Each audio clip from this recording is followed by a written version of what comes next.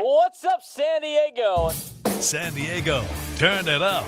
From the dugout to the sidelines, from the front office to the fan in the stands, this is where San Diego sports comes to be heard. College athletics is the gift that keeps on giving. This is why I love this stuff. He's not just talking about the game, he's driving the conversation, breaking it down, calling it out, and saying what everyone else won't. They start licking their chops, man, when they hear like, oh, look at all these guys the Padres could potentially trade. This is the voice San Diego Sports trusts on San Diego's #1 sports station, 97.3 The Fan. We're your favorite show's favorite show. This is the Braden Surprenant Show. Think about the children, the family show. Now, here's Braden Surprenant. What's up, San Diego? And a happy Monday to everybody out there in America's finest city. He's Frank Marchese. I'm Braden Surprenant. This is the Braden Surprenant Show, live and local each and every day from 10 to 2 on San Diego's #1 sports station, 97.3 The Fan. It's good to be with all of you today on a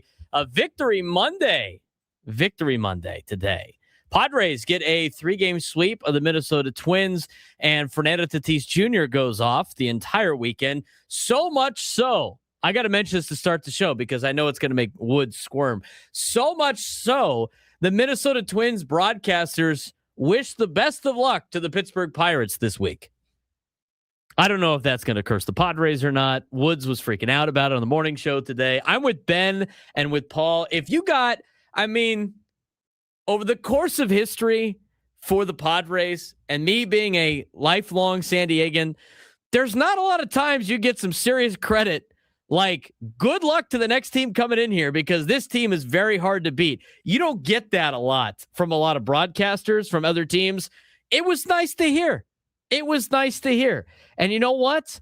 The Padres are playing that level of baseball right now. They're on a little bit of a tear, and they have found themselves now 2 games above the Diamondbacks for the final wild card spot in the National League wild card. Now, I think when you look at the standings, and you take a look at the Padres have won 7 out of the last 10. They've won 3 in a row. What are they? 21-7 their last 28 games. They've finally gotten to 60 losses, so we could start counting the crucial 42 with Frank. But they're 11-0 in their crucial 42. They haven't lost yet in our little metric of that.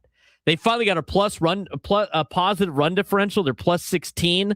They're now 40-20 and 40-26 at Petco Park. They need to improve their road record just a little bit. But as I looked at the standings yesterday after the Padres win, and that was a big win yesterday, and I thought Saturday's win was even more impressive just because it seemed very bleak there early. It seemed like, here come the inconsistent Padres having a really good night on Friday and then laying an egg on Saturday. We'll break down every portion of these games coming up later on.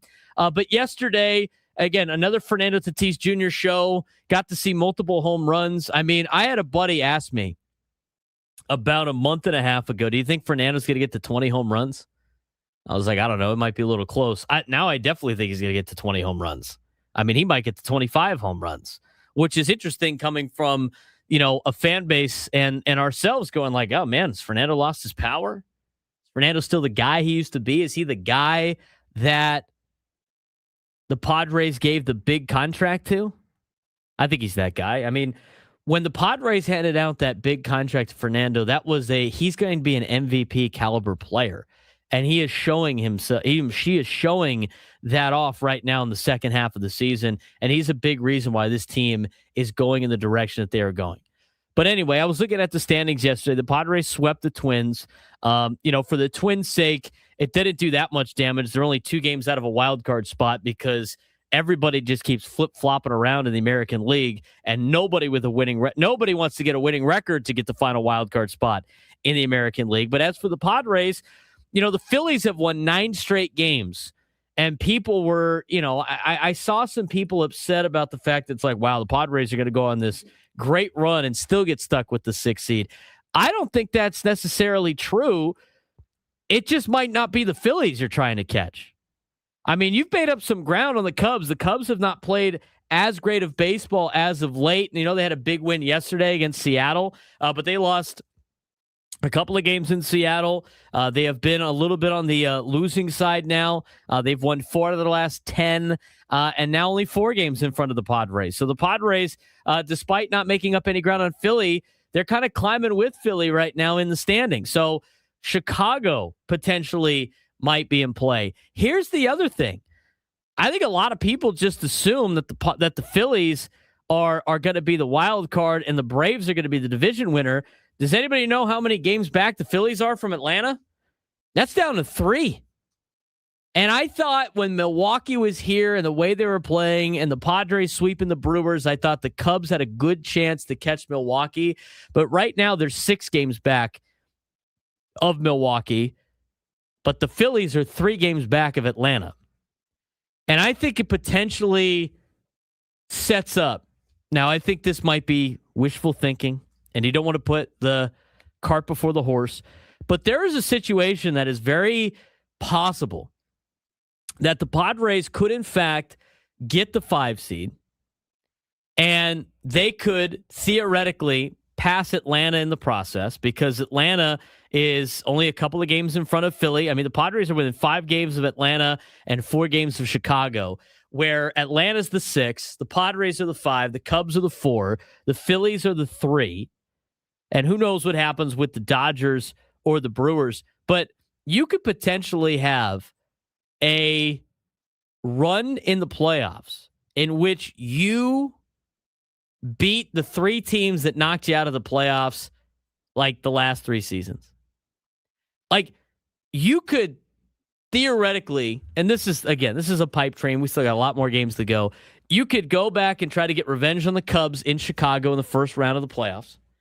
And then you could potentially play the Dodgers in the divisional round, which you've usually done. And then you could potentially play the Phillies in the championship series on your way to play in the World Series. And who knows, maybe the Yankees make a run. And then you have all the teams that have knocked you out of the playoffs right there for the taking. That's more just wishful thinking. But I still think it's cool nonetheless. Today is a big day as well because today is the press conference for the new ownership group here in San Diego. José E. Feliciano and Kwanza Jones will meet with the media and be introduced for the first time, real first time, as now being official owners of the San Diego Padres. We are going to carry that press conference live at 1 o'clock, commercial free. We will have our guy Sammy Lev down there, and we'll see if he is able to track anybody down that he might be able to interview down at Petco Park. It's a big day for this organization, obviously, as they have now passed the baton from the Seidler family ownership group to this new era of Padres baseball. And I think the big reason of why this should be a great day, because I think it's 2 things. I think it's a great day because the Seidler family, starting with Peter, took this team from the ashes and put them in a conversation where they are a contender every single year in Major League Baseball. Something that, as Padres fans for the last, some of you more than 60 years, never thought was ever possible. I mean, we're talking about an organization before the Seidlers took over that made the playoffs 5 times in 60 seasons. 5 times. That's like barely once a decade. And since they have made the playoffs now twice in a row, 3 out of the last 4 years, they're trying to go for the first time ever in franchise history to make the playoffs 3 years in a row. They have had a jam-packed Petco Park now consistently since, relatively 2020. I would imagine 2020. If 2020 was a full season, you probably would have had a lot of fans in the stands for this Padres team. But they have really taken a hold of being the one team in San Diego and being the forefront of San Diego sports fans. I mean, to a point where we could talk about the Padres every single day during the entire calendar year. That doesn't happen in any other market. Every other market for baseball has a major professional team, whether it be the NBA, the NHL, or the NFL, that they have to compete with. And here in San Diego, The Padres have turned this town into a baseball town, which it wasn't for a long time. And to me, winning baseball and consistent baseball is making the playoffs as many times as you can. Making the playoffs 3 of the last 4 years is consistent baseball. Potentially making it 3 years in a row is consistent baseball. Once you get to the playoffs, it's kind of a crapshoot. But what this organization did, what this now previous ownership did to get the Padres to where they are, I think needs to be not only addressed, but celebrated. Because Peter Seidler took what was an organization that was a rudderless ship, and he turned it into a team that has superstars, a team that fills the house every single night. He turned it into a place to be in San Diego, whether you're a sports fan or not. And he has made this a perennial winner in terms of getting them a chance to go to the playoffs every single year. That is exciting. The next part is this new era of Padres baseball, and what the Seidler family did in making this team so valuable brought in some people now that want to own their own team, that want to win, that have had a lot of success in their life, that have had experience now owning other professional franchises. And what the Seidler family did in this team and what you guys did as fans made this a hot commodity for somebody to come in and buy it and then take it to the next level. And that's what's exciting about today. You're going to see José E. Feliciano and Kwanza Jones collectively own this team with their new ownership group. And now some of the Seidler family is going to be part of this ownership group. Some of the previous owners in the last regime are going to stay on with this ownership group. And now they are going to try to take that next step for this team. And I think today is an exciting day. And I'm excited to hear what both Jose and Kwanza have to say about being in San Diego. I'm excited they want to be part of our community. I'm excited that they want to bring their philanthropy here. I'm excited that they want to make San Diego home because of what we have made with this ball club, what the Seidler family did, what the players have done, but more importantly, what you fans have done in supporting this organization and making it a place to be every single night during the summer and hopefully into October. So we're going to have the press conference for you coming up at 1:00. We do want to hear from you guys today about your excitement level. What do you want the ownership group to do now that they're in charge? We do want to get your phone calls on that. 833-288-0973, 833-288-0973. We've had a lot of experienced people, I should say, that have watched this organization for a long time continue to say this is the best time to be a Padres fan, and it's kind of hard to disagree with that. Look, I know they haven't won a division. I know they've only made wild cards. I know they've made playoff pushes, but they haven't necessarily made it to the World Series. I think that's still to come on the horizon. I still think you got a chance this year, but from what the Padres organization was to what they are now, that's a big showing from the Seidler family, and now let's see what the new ownership group can do to take him to the next level. But this weekend, exciting baseball. This second half, exciting baseball.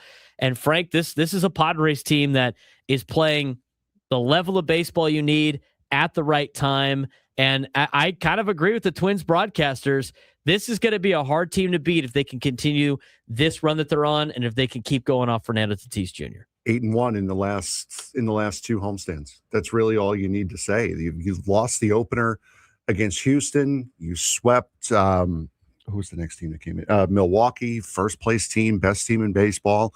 Then you go out and you sweep the Minnesota Twins. So good luck to the Pittsburgh Pirates. You're catching Paul Skeens tomorrow night as well. He has not been pitching well at all. This is a white hot San Diego Padres team right now, and I don't envy anyone that has to play this team right now with the momentum it's got. Now they got a lot of baseball left, and they're not clinched in a playoff spot yet. They have a 2-game lead on Arizona. Arizona is they have their own problems right now with obviously dealing with Ketel Marte and all of that, and we'll get to that later on in the show today. But this is a good spot to be if you're the Padres. And Frank, I mentioned it earlier. Just looking at the standings, I think everybody was so laser focused on Philly. It's not out of the realm of possibilities if Philly passes they can't pass Atlanta. I mean, they're 3 games back behind Atlanta, and you almost want Philly to catch Atlanta so you don't have to worry about tie-breaking scenarios with wild card teams, because you got the tie-breaking scenarios on the Atlanta Braves. And I think there's a lot of movement left in this playoff race. The good news, though, is you're starting to distance yourself from Arizona by 2, and you're really distancing yourself from the pack. I mean, Pittsburgh is 8.5 games behind the Padres in the wild card standing. St. Louis, 5.5. Miami, 4 games back. There's a lot of teams that are getting crossed off the list right now in terms of competition for the National League wild card. Yeah, and you do go on the road. You face a couple of good teams. You face Tampa Bay to lead off the next road trip, and then you come home next homestand. You lead off with the Yankees. So you do have some solid competition in there. However, what you have coming up here for pretty much the remainder of this season are teams that you should be beating up on, teams that you should be able to take care of business against. And for the Phillies being where they are, they're going to come back down to earth. It's a 9-game winning streak. That's more of a fluke than anything, as we've seen in baseball, especially this year. Look at the Cubs. I would not be surprised at all if this Padre team continues to move up. And that's exactly what you needed to do with this homestand, was to create distance between yourselves and the rest of the teams in the wild card. And they are doing that in spades right now. You got some big series this week, too. Mm-hmm. Chicago's in Arizona. The Cubs are taking on the Diamondbacks. That's a net positive for the Padres if they could do damage against Pittsburgh. Other big series to pay attention to that start today, Phillies in Seattle. Seattle had a tough one yesterday, but they did pretty well against Chicago. It's a long travel for the Phillies, and maybe that will run out playing in Seattle. And then later on, starting up tomorrow, a couple of series during the week to pay attention to. The Red Sox and the Marlins are going at it. I mean, the Marlins are still hanging on for dear life, but as of right now, I really see just 3 teams battling for the 2 spots, and it's really just maybe the Padres in Arizona for the final wild card spot. But now's the time to distance yourself from Arizona and start trying to track down some of the teams in front of you. And you look at, the Phillies trying to catch Atlanta. Atlanta's got the Dodgers this week. That also could be a net positive for the Padres. And, we didn't spend too much time looking at the Cubs schedule in terms of how they finished, but they got some battles they got to deal with. Plus, guess who has to play the Brewers 7 more times? We talked about that with the Brewers broadcasters a couple of weeks ago. They know they got a nasty fight on their hands with the Chicago Cubs, and that hasn't even started yet. So I think right now, the way the schedule plays out for the Padres, they're in a good spot. They still got to play a couple of good teams from the American League. The Yankees and the Rays are coming up. The Rays very shortly here over the weekend, but Padres have a lot of good opportunities to do some damage and really distance themselves from the rest of the pack and start climbing leaderboards in terms of trying to get a better seed in the wild card. So that starts tonight against Pittsburgh. Obviously, we got the big press conference today. We're going to carry that live at 1:00. We're going to check in with Sam Levitt at 12:40. We will carry that press conference commercial free so you can hear what José E, Feliciano and Kwanza Jones have to say about their new ownership in the San Diego Padres. So we're going to get to that later on. We do want to get your phone calls, though. 833-288-0973, 833-288-0973. We're off and running here on a Monday, the Braden Surprenant Show. San Diego's Urban Sports Station, 97 through the Fan.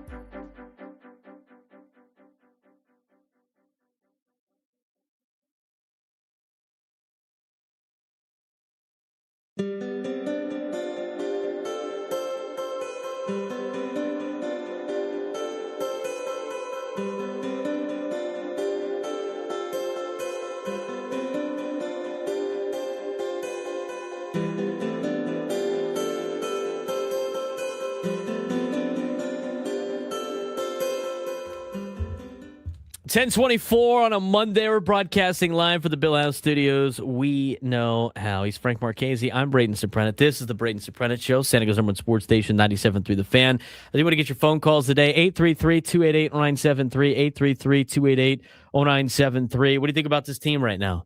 What do you think about the new ownership? They will be introduced today later on at 1 o'clock. We will have that coverage for you here. Live, commercial free. Sam Levitt is down there. We will check in with him in the noon hour. But as we talk about this team this weekend, Frank, a little bit of a scare with Casey Mize.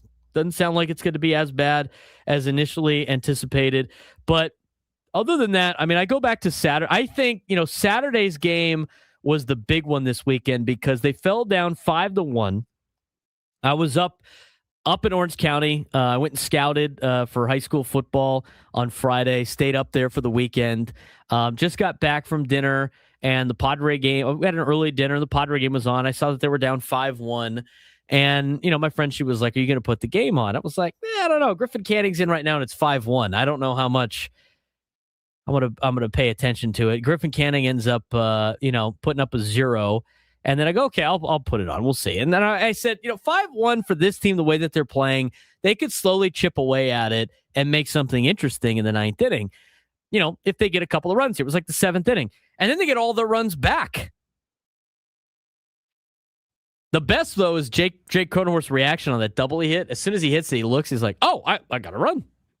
He didn't think that was going to land inside the line. You got a little bit of a beneficial shot right there, the jam shot that works out for the Padres. But I thought that game was the most important of the weekend, them being able to come back from being down early. We talked about it on Friday. Casey Mize has not had success against the Twins in his career, but the way that the team battled back, worked at bats, contributed, and had a big rally there in the 7th inning. I thought that was the game of the weekend, and I thought that was the showing you can build confidence off of as a fan, knowing this team's for real, and I think they're going to do some damage in the postseason. Yeah, it's very similar to the Wednesday game against the Brewers, being able to come back after getting one hit for 4 straight innings and going 1, 2, 3 for like 3 or 4 straight innings.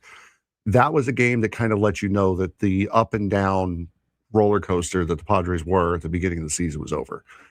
Then it just gets reaffirmed this weekend against Minnesota. And for Mize, that was a really big scare for Mize because he had been on the IL earlier this season with an adductor strain. And that's what everybody thought it potentially was. So you're thinking when he gets pulled early, you're thinking arm injury, not good. This is one of the guys that was supposed to help save this starting rotation, and now he's done with an arm injury. But then the story comes out that he just slipped down the dugout steps, and a sprained ankle isn't great, but that'll heal a lot quicker than an adductor strain. Right, 100%. So that, I think, is that's another sign, I think, if you believe in any sort of superstition, that's a sign that the luck for this team is starting to turn. Because if this were May or June, he probably would have been out with that adductor strain. Now it's just a freak accident. That was Saturday's game. I thought that was the most important. Friday and Sunday's game, as much as like the Padres put up runs, right? 6 runs, they had a 4-run 5th inning on Friday. And then yesterday's game where they, add on late to the point where the Twins broadcaster was like, oh, good luck, Pittsburgh. This team's red hot right now, especially with Fernando. I thought Friday and Sunday's game were about the starting pitching. About guys like Randy Vasquez and Walker Buehler, 2 guys that we've said on the show had the ability to help this team out, right? Mm. I mean, Randy Vasquez, 7 innings, 2 earned runs on 2 hits, 3 strikeouts. Look, he doesn't have a lot of strikeout stuff.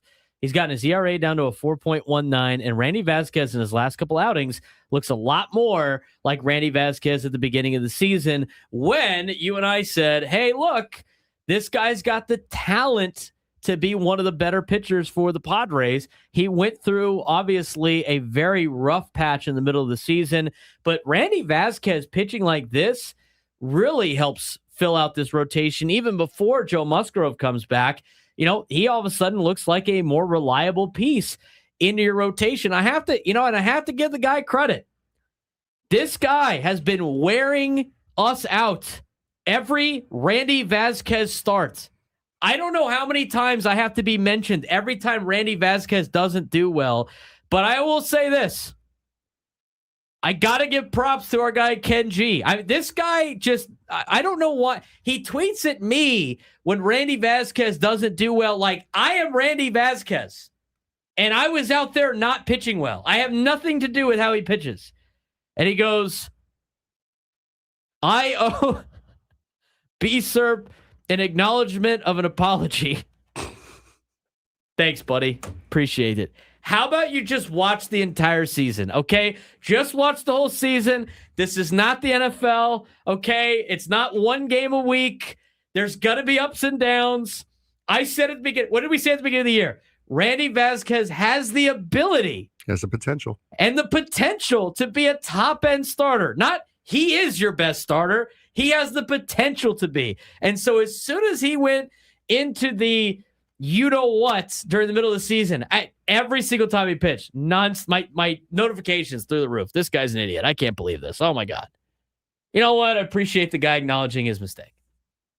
Yeah, you're welcome. Go enjoy Randy Vasquez now. Stop tweeting at me.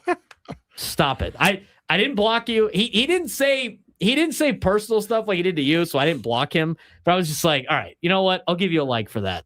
I've seen all these tweets. Maybe they'll stop tweeting at me every time Randy Vasquez pitches.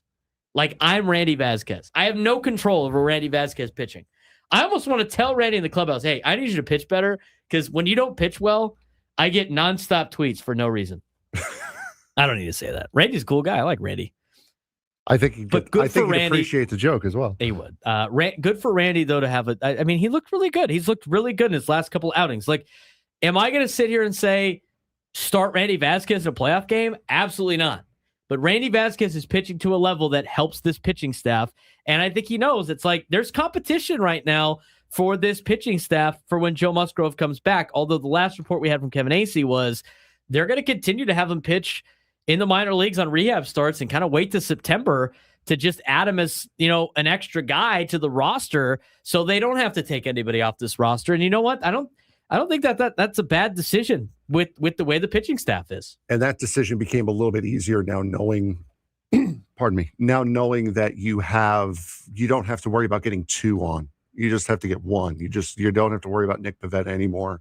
You're just worrying about Musgrove. And from what Acee said, it's going to be two more rehab starts for Musgrove, which is going to take him up to the very limit of his rehab assignment time. So solid, very good on the Padres as well for not overreacting to the Casey Mize issue.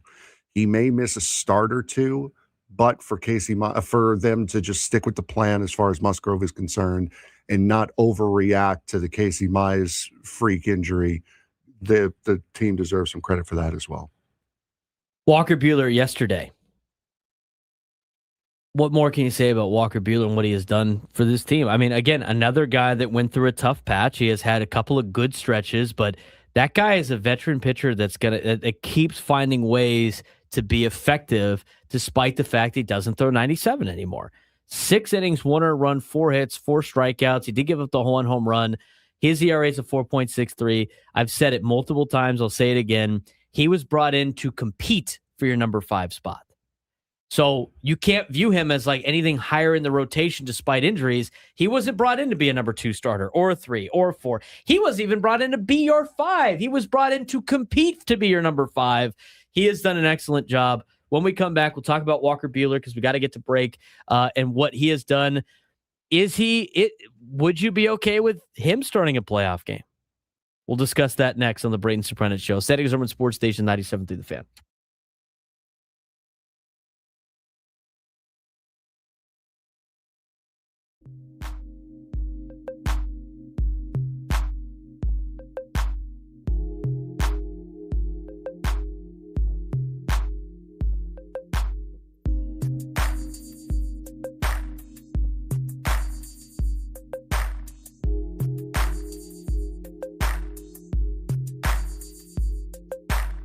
Check 1, 2.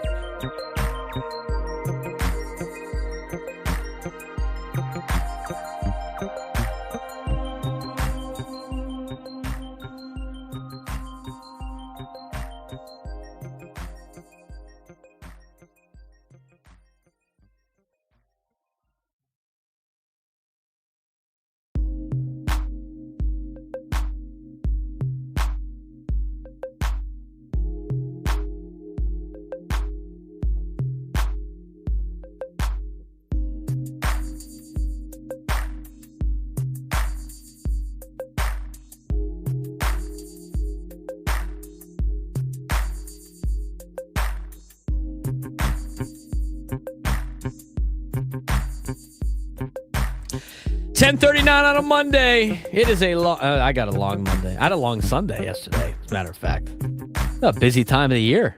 It's a busy time of the year. I got high school football. I got USD soccer. By the way, foul. I'm going to take a foul, not a tech, but a foul. He draws the foul Because I failed to mention on Friday, even though I sent it to Frank and I discussed it and I said, we have to mention this on Friday. I failed to mention that the University of San Diego men's soccer team beat the number one team in the country on the road and the reigning national champion. Congratulations. Yes, I completely forgot about that too.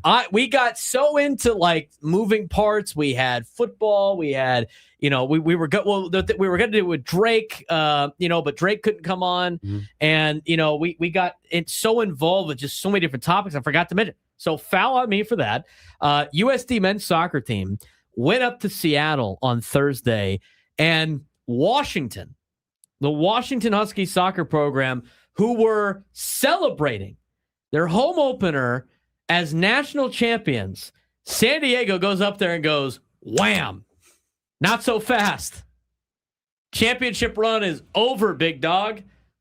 USD put up 2 goals early. They surrendered a goal late. They win 2-1 over Washington, and they start the season 1-0. I did their game yesterday. I thought, all right, well, now you got to build off of it. And then Liberty scored in the 41st minute to go up 1-0. And I'm like, oh, boy, here we go. And then I'll tell you what, give you USD, they scored 3 goals in 10 minutes, Frank.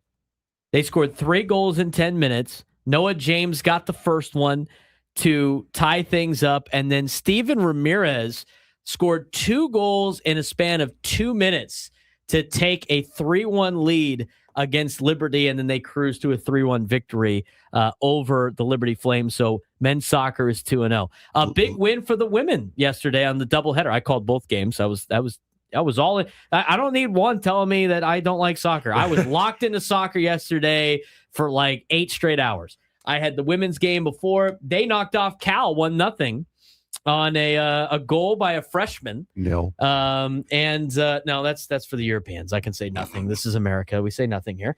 1-0. They won 1-0 over Cal Berkeley on just an absolute heater from Mia Turan. Her first collegiate goal. I mean, she ripped it from way outside the 18.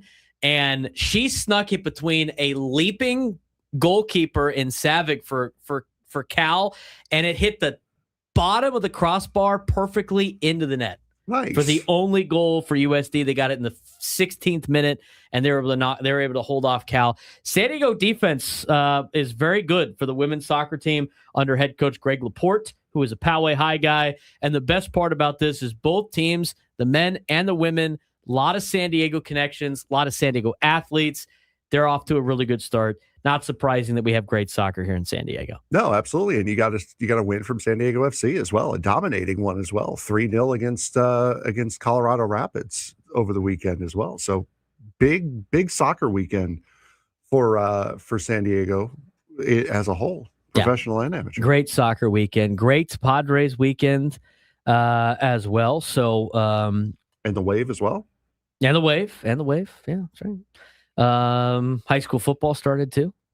Foul on Frank for saying no. I agree. And by the way, he draws the foul. Since we're calling fouls there, Augie, foul on you for calling it grasketball. That is a foul. We got college football this week. Can't wait. We're locked in now. But anyway, I went up to Orange County. I went to I watched one of the craziest high school football games on Friday. It was amazing. Orange Lutheran, who we play on Thursday on JV and Friday this week, they got the opening kickoff. Mm-hmm. They have their head coach is first year at Olu. He was at Los Alamitos last year. They take the opening kickoff back to the 50. They score in 3 plays.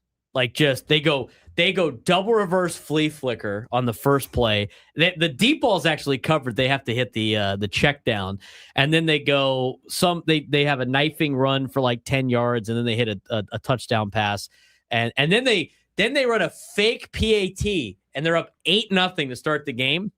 Miami Central goes 3 and out, but they fumble on third down, and then Orange Lutheran jumps on the ball at the 10-yard line, and you're like, oh boy, this is going to be a rout. And then Olu they get held to a field goal, so they go up 11-0. Meanwhile, Miami Central just keeps chipping away in field goals, and they get to a point where Miami Central takes a 16-14 lead on Orange Lutheran late. Orange Lutheran then scores off of a couple of mistakes by Miami Central, and so they're up 22-16 with about I think it was like 2 minutes to go. Miami Central could not throw the ball a lick. I know the quarterback play was terrible. I'm like, oh man, this guy's not very good. Then I find out he's like a 4-star commit to Pitt. And I'm like, oh, wow, okay. Pitt might want to start looking for a different quarterback based on what I saw. But Miami Central, they have the ball with like 2 minutes to go.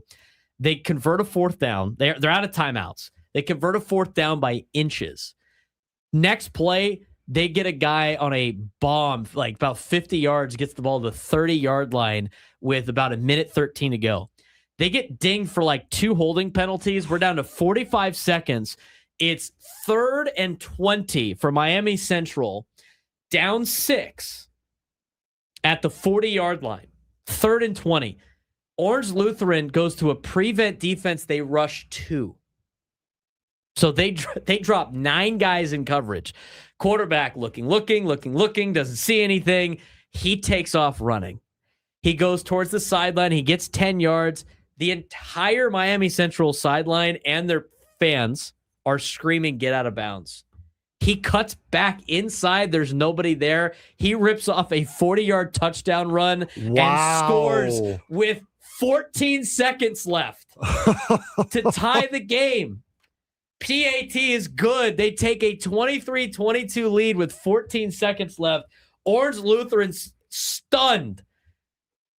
I don't know why you ever want to prevent defense. I don't know why you would ever run a prevent defense. I don't know. It prevents you from winning. It doesn't make a lot of sense. 2-man rush, crazy. Kid scores with 14 seconds left.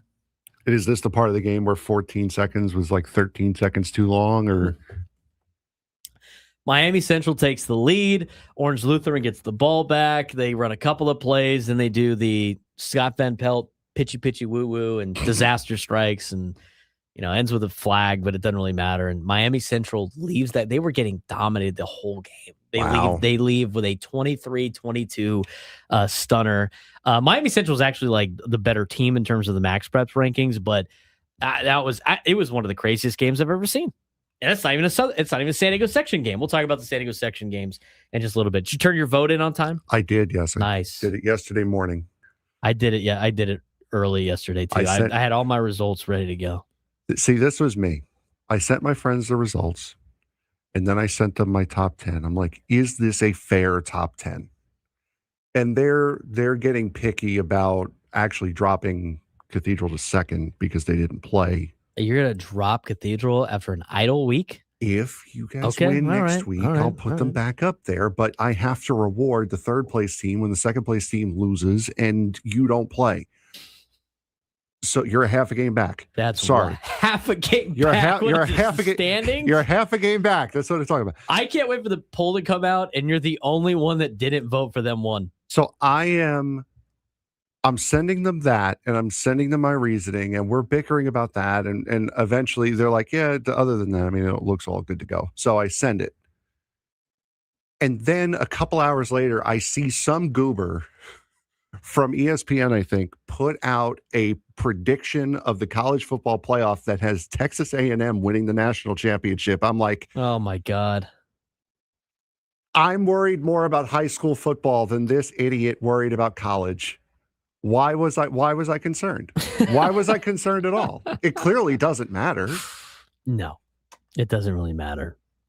It doesn't. Not on the rankings portion. The Max Preps rankings determine the playoffs and everything like that. But there was a lot of big weeks, and we'll talk about that. We'll get Frank's top 10 when we get to the high school football rank. When we get to the high school football segment. All right, let's get back to Walker Buehler and what he did yesterday, but in more importantly, like what he could potentially do to help the Padres out. 6 innings, 1 earned run, 4 hits, 4 strikeouts, and a home run. Walker Buehler is back to being, what we saw in the middle of the year when he had that little streak. And I think you're going to see a lot of up and down with Walker Buehler as he has, reinvented himself as a pitcher. But I think he has done a great job in helping this rotation for most of the year, considering the circumstances of what this rotation has. And I don't think it would be crazy to say I would feel comfortable with him making a playoff start. Now, when you get to the playoffs, you don't necessarily need him to go like 6 innings. He only really needs to go like maybe one time through the order, maybe 1.5, and then you could go to your next guy because you only need a couple of starters. But I'm just saying, I don't think it's crazy to say he can make a start in the postseason. I mean, he's done extremely well in his last 4 starts. He has gone 6 innings in his last 3. He's actually had a quality start in his last 3 outings. And if you go back a little bit further in a game that the Padres beat the Diamondbacks, he only went 4 innings, but they kind of took him out of the game a little bit earlier at 76 pitches because they were trying to lock down a victory in a very important Arizona series, and they treated that game like a playoff game. I mean, if they didn't do that, I bet you he goes 6 innings in that game too. One major thing I want to point out from the rotation as a whole, and I'm counting Casey Mize as the starter, 1 walk. That was a big problem late in the spring, early in the summer, was the Padres starting rotation, walking guys, walking the ballpark, walking 3 or 4 guys a game. Vasquez, 7 innings, no walks. Mize, 2 2/3, only 1 walk. Buehler, 6 innings, no walks. Not giving anyone a free pass. And now that's just the starters. That is a fantastic run of form from the starting pitching. And couple that with couple that with 7 strikeouts. Not bad. Not bad at all. You wish the strikeout numbers were a little bit higher, but 7 strikeouts to no walks, I'll take that. In his last 4 starts, he's 2-1. The team is 3-1, and he's got a 2.05 ERA. Now, he had a stretch like that in the middle of the season, too. I mean, he had, for what was the entire month of June, he had not given up more than a run in every one of his starts. The thing that throws it off, his start in Chicago was 9 runs, and then he had the start against Arizona, gave up 7. But those skew his results. But if you start looking at his last, 8 games. The last 8 games that Walker Buehler has started, the Padres, you know what the Padres record is? 7-1. They're 3-1, or he's 3-1 in decisions. He's got a 3.66 ERA. I mean, that you take that as a number 5 starter, right? 100%. I mean, that's in his last 8. If you want to just look at like even better numbers, because that his start 8 starts ago, he gave up 4 runs. You look at his last 7 starts, the Padres are 6-1. He's still 3-1, and he's got a 2.89 ERA with a 3.89 fielding independent pitching. He's got 27 strikeouts, the 14 walks. The walks have been a problem for a lot of teams. He walked 5 batters in that game against Atlanta, but ever since then, 2 walks, 1, 2, 2. The big 0 yesterday is the big talking point, of course, like Frank mentioned. But the way Walker Buehler has been pitching, if you needed a starter for the playoffs, I would be comfortable in starting Walker Buehler in a playoff game. Now, not the wild card, in the wild card, because they're going to be in a wild card game. They're not catching the Dodgers, right? So they're going to be in a wild card series. Right now, I would imagine you're going to go with in some type of order of Mize, Ray, and King, right? Yeah. I wouldn't throw Walker Buehler out there for one of those starts. And as King has been kind of up and down, I still trust Michael King in a playoff series for the Padres. I would trust Buehler, like say you win both games of the wild card. I would trust Buehler in game 1, maybe game 2 of that wild card series, and whoever doesn't pitch in the wild card is the guy who gets the 1 or 2 start. But if you go to 3 games in the wild card series, I would not mind seeing I wouldn't mind seeing Walker Buehler open up that series. I'd go Mize first. I'd go Ray second. I'd go King third. And then if that's set up for if you had to go 3 games and then the division series, I mean, I wouldn't be opposed with, and we'll see. He's not up here yet. Joe Musgrove game 1 a divisional series against the Dodgers or something. I'd take that. I would. But again, they don't have to go deep. You have a great bullpen, and then you got guys like Walker Buehler. And I think Walker Buehler, in terms of starting games, he's like the guy that would start a game in 2022 with, instead of throwing out Sean Manaea and throwing out Mike Clevenger, you're throwing out Walker Buehler. I feel more comfortable in him than those two. I agree. We'll continue the conversation when we come back, a deeper dive into what happened over the weekend for the Padres.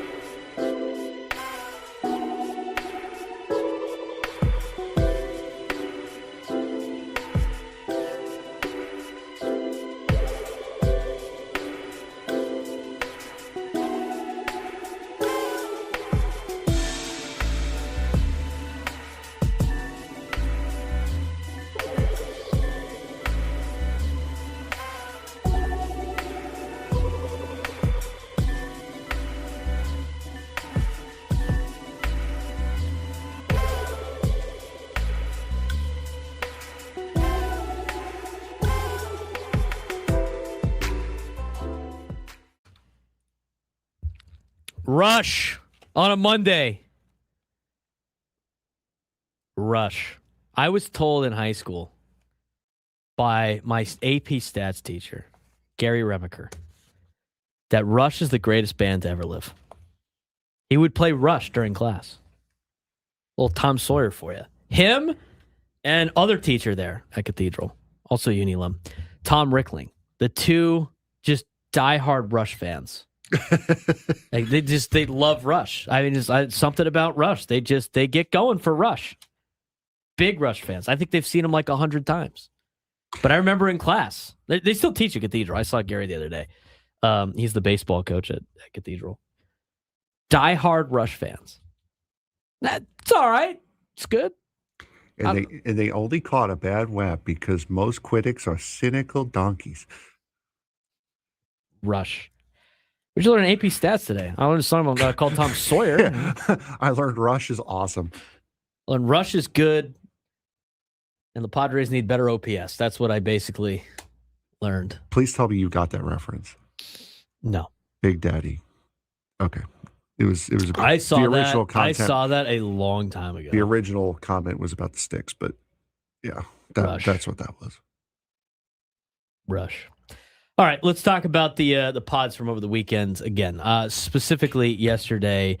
I don't know how many times this needs to be like talked about, but I'm going to sound like a broken record, a broken Rush record. Didn't foul. He draws the foul. But you're finally starting to see this team play like I think a lot of people thought they would play like.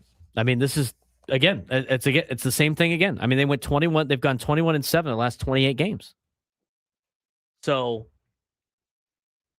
the fact that this team is starting to look like the team people hope for, I think is a big sign for what's to come. I mean, against Minnesota, San Diego swept the series. They won 6-2 on Friday, 8-1 on Sunday, and they got contributions from everybody. That was the best part. First game of the series, obviously, was the representative of the complete team. You had Randy Vasquez throw 7 excellent innings.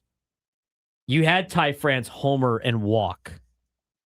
You had Tatis with 3 hits. You had the bullpen finish the game without allowing Minnesota to mount a comeback. You had Mason Miller strike out the final 3 hitters. I mean, you're talking about guy you traded for in a closer that you gave up a top prospect for contributing. You talk about a superstar player that you gave a massive contract to in Fernando Tatis Jr. You're talking about a guy that you picked up in spring training on a minor league deal as you brought him back to the organization, Ty France. And you're talking about a guy that you traded Juan Soto for. That is, under contract and is making a small amount of money. I mean, every single one of those players is drastically different on your overall roster, and they are all collectively adding to what is a team right now in the Padres that nobody wants to play. And I think the biggest thing right now for the Padres is everybody's contributing, and this is a full 26-man roster that is dangerous. And I know I keep bringing it up, but I think what the Twins broadcaster said, do you have that clip? Did you see that? No, on social media? Not. I mean, what he said was like so true. This is a hard team to beat right now if they're playing at the level that they are with a little bit more starting pitching and quality starts, the elite bullpen they have, and the way that the offense has been playing. This is a team that could do damage in October. We didn't think that was the case about a month ago. I mean, how many of us were thinking, like, what's the point in trading at the deadline for a team that's not going to do any damage in the playoffs? What's the point? And I said the point is making the playoffs because you never know what's going to happen. How quickly has that outlook changed now, Frank? No, it has changed. It's changed a lot. At Fridge, no, that was not your foul. That was Braden's foul. It really has. I mean, and again, the frustrating part is that this is a team that you knew. This is the team that you knew they could be all year long, and you knew That's you weren't 100%. You weren't going to get them all year long like this because, again, the ebbs and flows of a baseball season. But this is the team that you knew that was there. This is the team that always had that potential all season long, and it didn't start showing until right now, which is by far and away the most frustrating part of this season. However, you're at least getting them now. It's one thing to know you have the potential and never see it. It's another thing to get it late but still with enough time. And that's kind of where you're at right now. This team is hitting its potential late, but still with enough time to be able to make the playoffs, do some damage, and really strike fear into the rest of the National League that they could be facing in the postseason. I'm running out of things to say about Fernando. He is disgustingly good at the baseball game. I mean, it's kind of wild, and I saw this pop up again on social media. Tweets are for real, man. I mean, the people just post random stuff out there, and they forget that the internet's forever. It's just from a tweet from May 8th this season from a Padres fan. I've generally never felt stronger about a case for trading Fernando Tatis Jr. I never wanted that. I still don't, but I don't blame anyone for thinking it's best for both sides. He's lost. He's not the player who got extended. He's not good.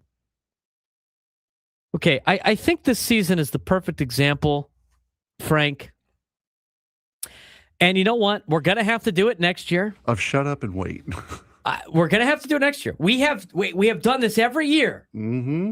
It's like, just let the season play out. Well, we might not have to do it next year. Enjoy the ride. Well, next year, people are just going to complain they're not playing. And you're going to be like, you know what? You could have enjoyed you probably love to see Fernando strike out 50 times right now. Probably take that. Probably love to see a Griffin Canning clunker in the big game, giving up 8 runs and like 50 pitches in the first inning.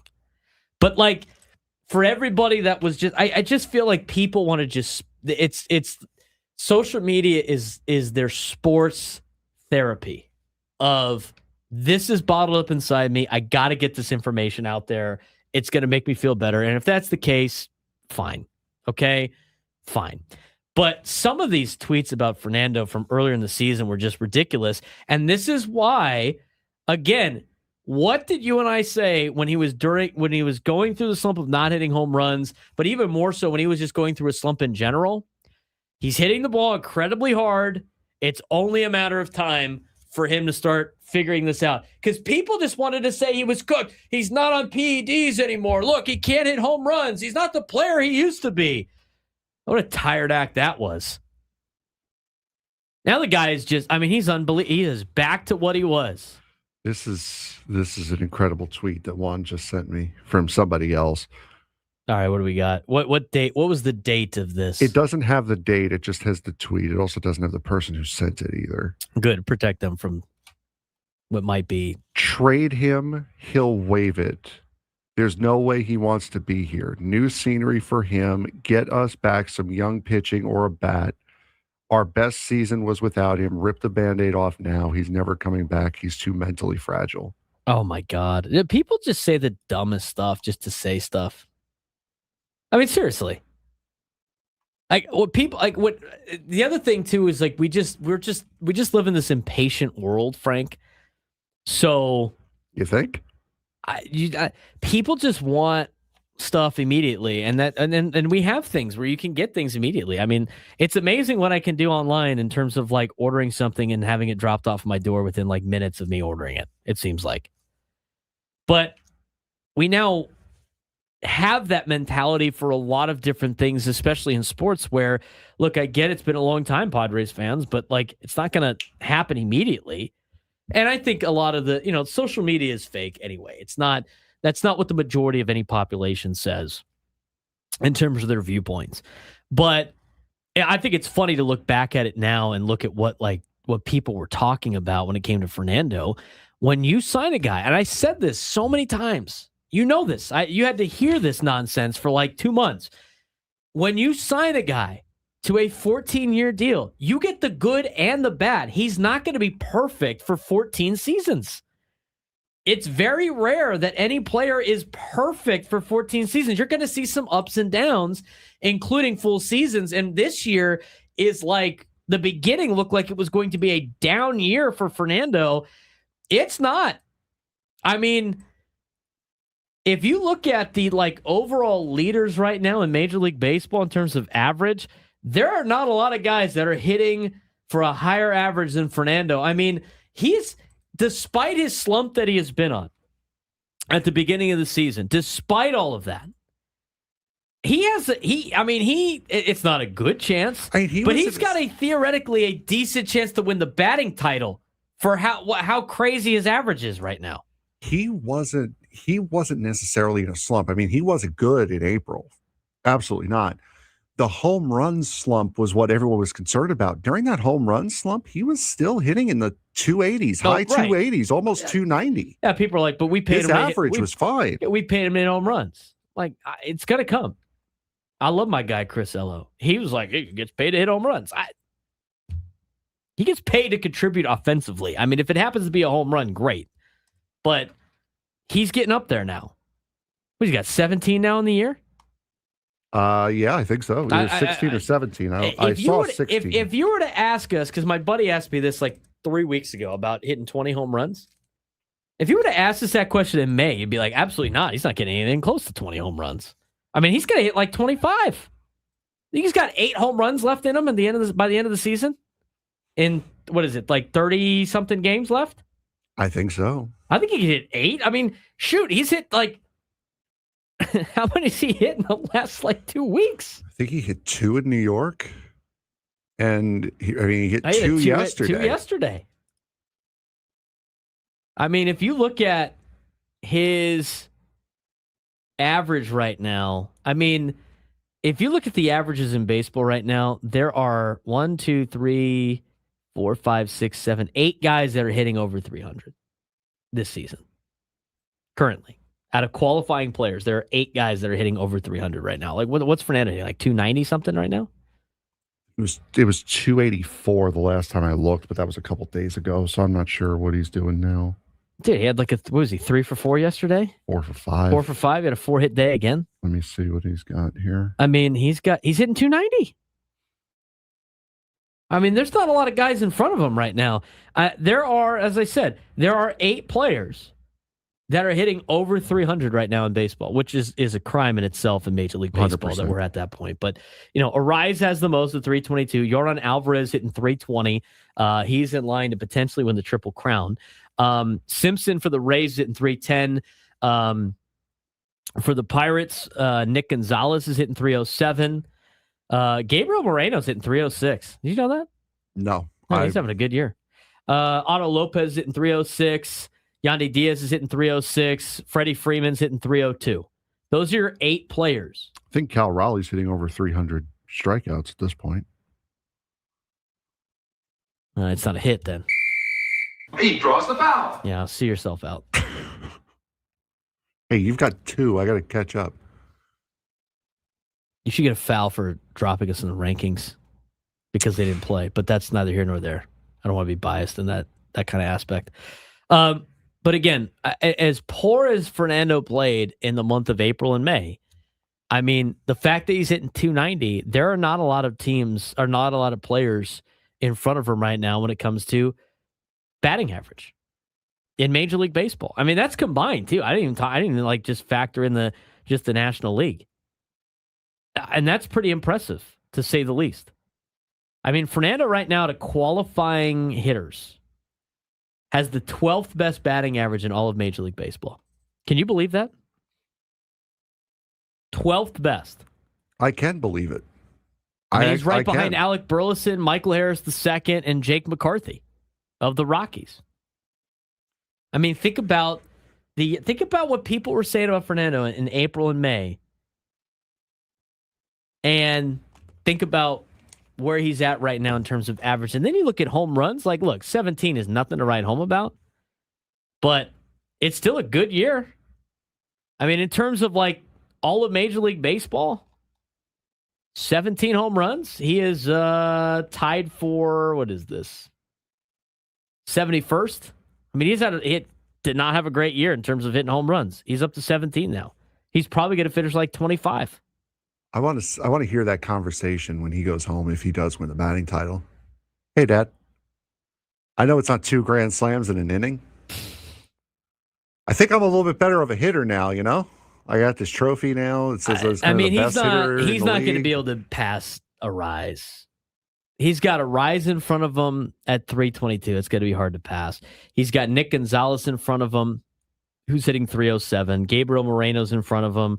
Otto Lopez is in front of him. Freddie Freeman, Jake McCarthy. Unfortunately for Fernando, most of the guys in line for the National League batting title are in line for the top batting averages. All come from the National League because the American League's terrible outside of Tampa. So, but he's up there in a lot of statistical categories, and that's pretty impressive considering the start to the season that he had. We talked about Walker Buehler in the previous segment. I mean, he is a significant piece to this team. I mean, when the Padres signed Buehler, the expectation was that he could potentially become a major part of the rotation, but he's increasingly looked like someone San Diego can trust in meaningful games. And we talked about that in our last segment.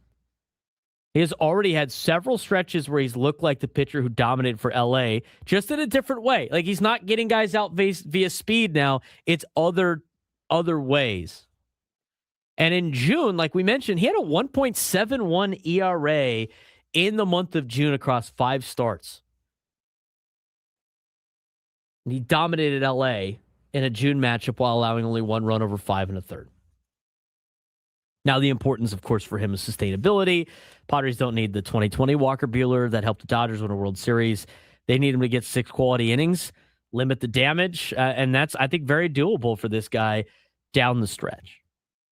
So a lot of things playing off. I will say this, and we haven't given him enough credit at all. I think a lot of people have been out on him because of the start that he had in a Padres uniform.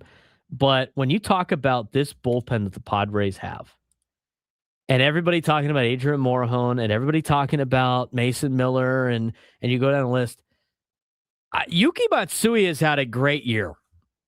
I mean, at this point, it's hard to argue that Yuki Matsui is not one of your better arms in the pen.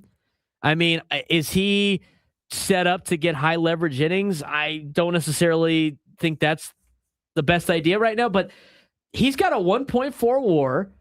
He's 3-1. He has a 2.17 ERA, and in 38 games this year. I mean, we're going to have to give Yuki Matsui some respect here. I mean, he's had a really good year for the San Diego Padres. Now, his fielding independent pitching is a lot higher at a 4.41, so he might be getting a little lucky, but he's got an ERA plus of 188. That means he's 88% better than an average relief pitcher. He's been great, Frank. I mean, you kind of have to give the man his flowers. Yuki Matsui's been a kind of unsung hero in that bullpen. And again, you signed him to be a closer. Now he's not bad, but he is certainly better than what he was. He has adjusted to the major league game, or at least it appears as though he has finally adjusted to the major league game. It took a lot longer than anybody would have wanted, but he has finally figured it out, and you're getting to see how good that lefty can be. He has been phenomenal this season, since starting the season on the IL, had his rehab outings, went okay, and then ever since he's gotten back to the major leagues, he has been one of the more reliable arms in that bullpen the Padres have had. It's Wandy Peralta from last year. Yeah, he's looked really good. When we come back, we'll continue our conversation and mention a couple of updates. Obviously, Nick Pivetta, there's obviously something that happened in terms of timing that we need to talk about. Plus, what Casey Mize after he left the game on Saturday. We'll get to that. And your phone calls. Derek and LeMesa, please wait on hold. We'll get to you when we come back on the Braden Surprenant Show. San Diego Sports Station 97.2 The Fan.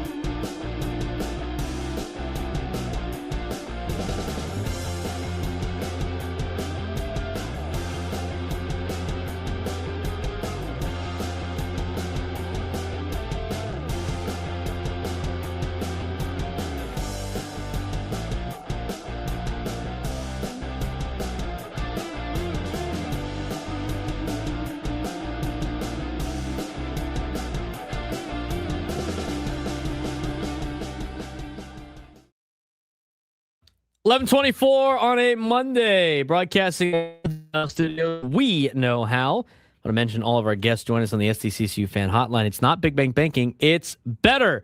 We have one guest today. It's kind of a, it won't be on a hotline. It'll be on a direct line, an SDCCU fan direct line. Sam Levitt will join us in about an hour and 15 minutes as we get a scene set for the introductory press conference of José E. Feliciano and Kwanza Jones. They're being introduced as the new owners of the San Diego Padres, and we will carry that for you in the 1 o'clock hour for you commercial free. So stay tuned for that. Anyway, We want to get back to the phone calls today, 833-288-0973, 833-288-0973. Let's get out to the phones. Derek in La Mesa. Derek, what's going on? We got week 0 college football this weekend, Derek. I'm sure you're excited. That's it, very much so. Hey, usually I start my calls off with you guys saying it's another glorious day in San Diego. However, I didn't realize I was back in Sarasota, Florida, playing minor league baseball with this hot, sticky weather. I'm over it. Yes, I agree with you. Hey, Frank. Couple of things here. Do you happen to be up at 6 o'clock in the morning yesterday to watch Man City beat Bournemouth? I was up at 6 o'clock yesterday morning, but it was not for that. Hey, how about my boy Erling Haaland cutting off his Viking hair? Now he looks like a 12-year-old boy. Yeah, I know. Did you see the video that he posted of him FaceTiming Zlatan Ibrahimovic? I did. That was classic. Hey, just a quick Toddy take, and then Braden, I'm actually going to ask you to do a little work for me. I got a question for Ello since they don't take any telephone calls. But hey, with Toddy, Pete Crow Armstrong and Shohei Ohtani aside, I mean, those guys are great players. Yeah, they're going to battle for the MVP, but I'm telling you, when Toddy's on a heater like this, there is no one in the game more electric than Fernando Tatis Jr. He is just incredible when he's on one of these heaters. He is. He really is. I mean, it's fun to watch. He just the excitement he brings, the swag he brings. It's great, and I'm glad that we're getting that right now at the right time. Yeah. Hey, speaking of Ello, because you brought him up, Braden, I need you to do a little recon for me and just flat out ask him a question because he's wearing me out. I don't know what Ello's problem is with Dan Lanning. And I know that touches a little bit of a nerve with me being a huge Ducks fan, but he constantly talks trash about Lanning, but he doesn't back it up with any information. I'm like, is this guy familiar with Lanning's story? Has he never heard about Lanning's wife battling bone cancer, let alone the fact that Alabama got sloppy seconds with Caleb DeBoer because Lanning was the one that they wanted. I mean, Dan Lanning turned down Alabama in the mighty SEC to stay with the Oregon football Ducks. And Ello just has something against this dude, but he never explains it. So jam him a little bit when he comes in and maybe he'll address it on the air. What do you think? Yeah, I'll ask him. I mean, I also don't know why he doesn't like Dan Lanning. I mean, as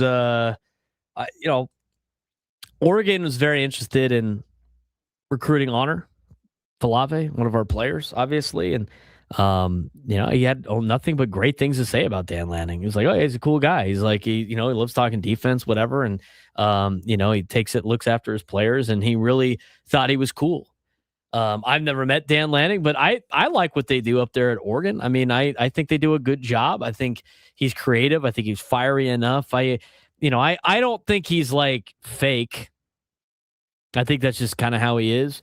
I mean, there's a lot of coaches that probably play up to the TV element to things, but I don't have a problem with Dan Lanning. I like Dan Lanning. I was on the same side as Derek too. I don't know why Ello hates Dan Lanning. I really don't. I haven't really heard him explain it either, but I don't really feel like I'd love to have Dan Lanning be my head coach. I think he does a good job at Oregon. I have no qualms about Dan Lanning, Frank. I don't really have an opinion on him either way, honestly. I haven't paid that much attention to Oregon football, to be honest. Right. And that's not a shot. That's just I have not paid that much attention to Oregon football.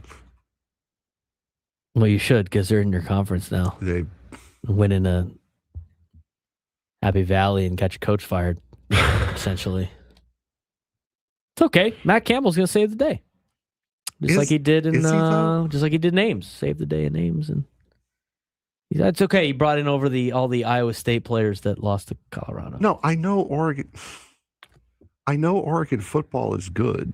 Wasn't his week to watch or his month or last couple of years, exactly. I guess. No, I know Oregon football is good, and I know Dan Lanning is a big part of it, and I know that coaching staff up there is fantastic. I don't know enough about Dan Lanning as a person to make a comment.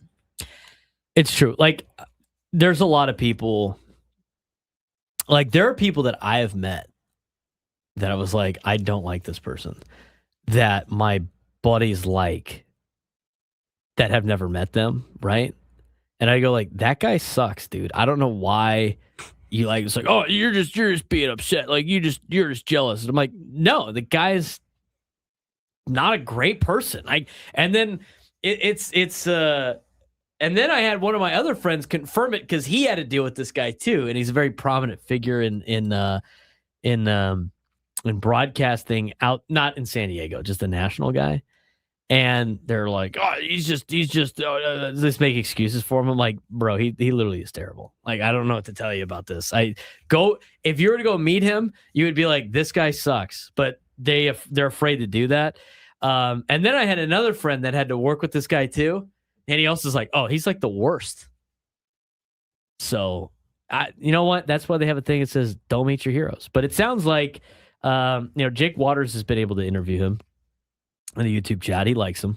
I think he's good. I think he's a good guy. I mean, I haven't personally met him, so I can't really make a judgment here nor there. All right, let's talk about what happened with Casey Mize over the weekend.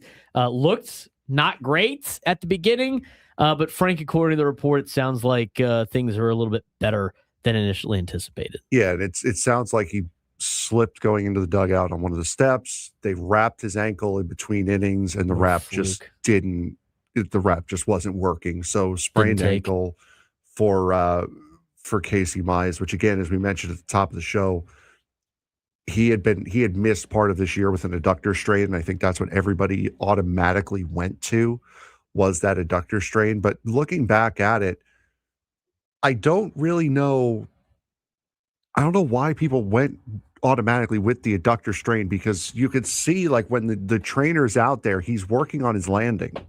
Like he's stepping up, and unless I've completely lost my anatomy knowledge, the adductor is not near your foot or your leg. So it's just a freak injury that for some reason I don't think it's the first time has happened here. I think a couple guys have gone slipping down the steps here at Petco. You got middle spikes. It's hard to walk at middle spikes. It is. So, I remember. I get that. Early indication is it's not a catastrophic injury. It sounded like Casey Mize wanted to stay in the game. The team just precautionary was like, we're just going to let you sit. It wasn't really going well for Mize anyway. It's like, why force it at that point? Let's just make a change. But we'll see what happens with Joe Musgrove coming back. And he's going to get the extra day off because you have the off day on Thursday before going out to Tampa Bay. So we'll talk about that. We'll also talk about the latest with Nick Pivetta on the other side and get to a sports thread.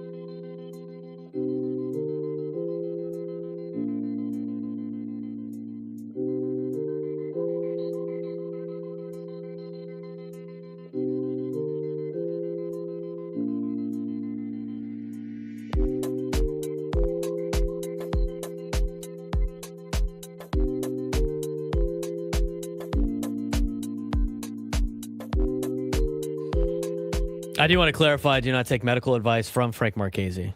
No, unless it's revolves around asthma or peanut allergies. Yeah, no. Okay, so Frank, what is an adductor? What did you say an adductor was? It's a muscle. Where did you say it was? Not near the leg. Where did you say it was? Not near the leg. More specifically, where did you think it was? I believe I said the arm. Oh, nice. Yeah, that's actually your groin area. Yeah, it's the arm below your waist is where it's near. It's commonly referred to in the medical field as and leg. Yeah. Okay. So again, do not take any type of medical advice from us and specifically me. Frank.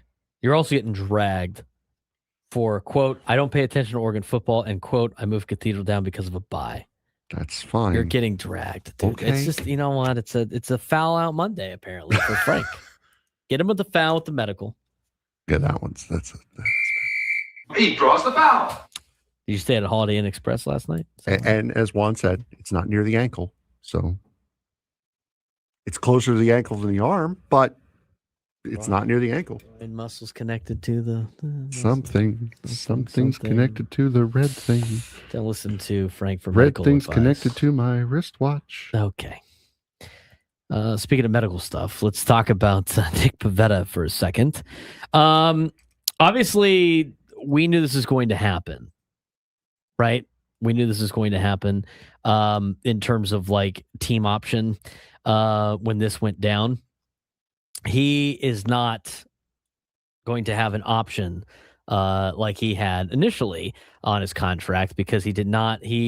What was it? How many days was it? He had like 120 days or something like that in his contract. If Nick Pivetta was on the injured list for 120 consecutive days, 130 or whatever it was, his player option would be converted into a club option.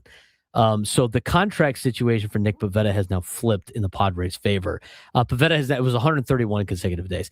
Pivetta has now spent 131 consecutive days on the injured list with his right flexor strain. His contract originally gave him player options covering the next 2 seasons. He was owed $32 million over the next 2 years, but his contract contained a specific injury clause that if he spent more than 130 days on the IL with the qualifying injury, his player option would convert to a team option. That threshold has now been crossed. The Padres now have a $14 million team option for 2027. Pivetta no longer has the ability to simply opt out after the season and next. This could be a big financial win for the Pods. I mean, they essentially went from having limited control over Pivetta's future to having the ability to make the decision themselves. But is Nick Pivetta worth $14 million in 2027? If he's healthy and pitching like the guy who finished 6th in the NL Cy Young voting last season, the answer could easily be yes. But if the elbow continues to be an issue, the option, and that's a very different position than being locked into roughly $32 million over the next 2 years. So I think this is a difficult conversation because, and I think it makes it even more difficult if Nick Pivetta actually does come back a little bit and pitches, because if he had something like this in Boston and he came back and he was able to pitch. And then he pitched, obviously, last year for the Padres and did extremely well. You know, if you want to roll the dice and think this isn't going to be a problem in the future, having him for $14 million with any type of production like last year is a major win.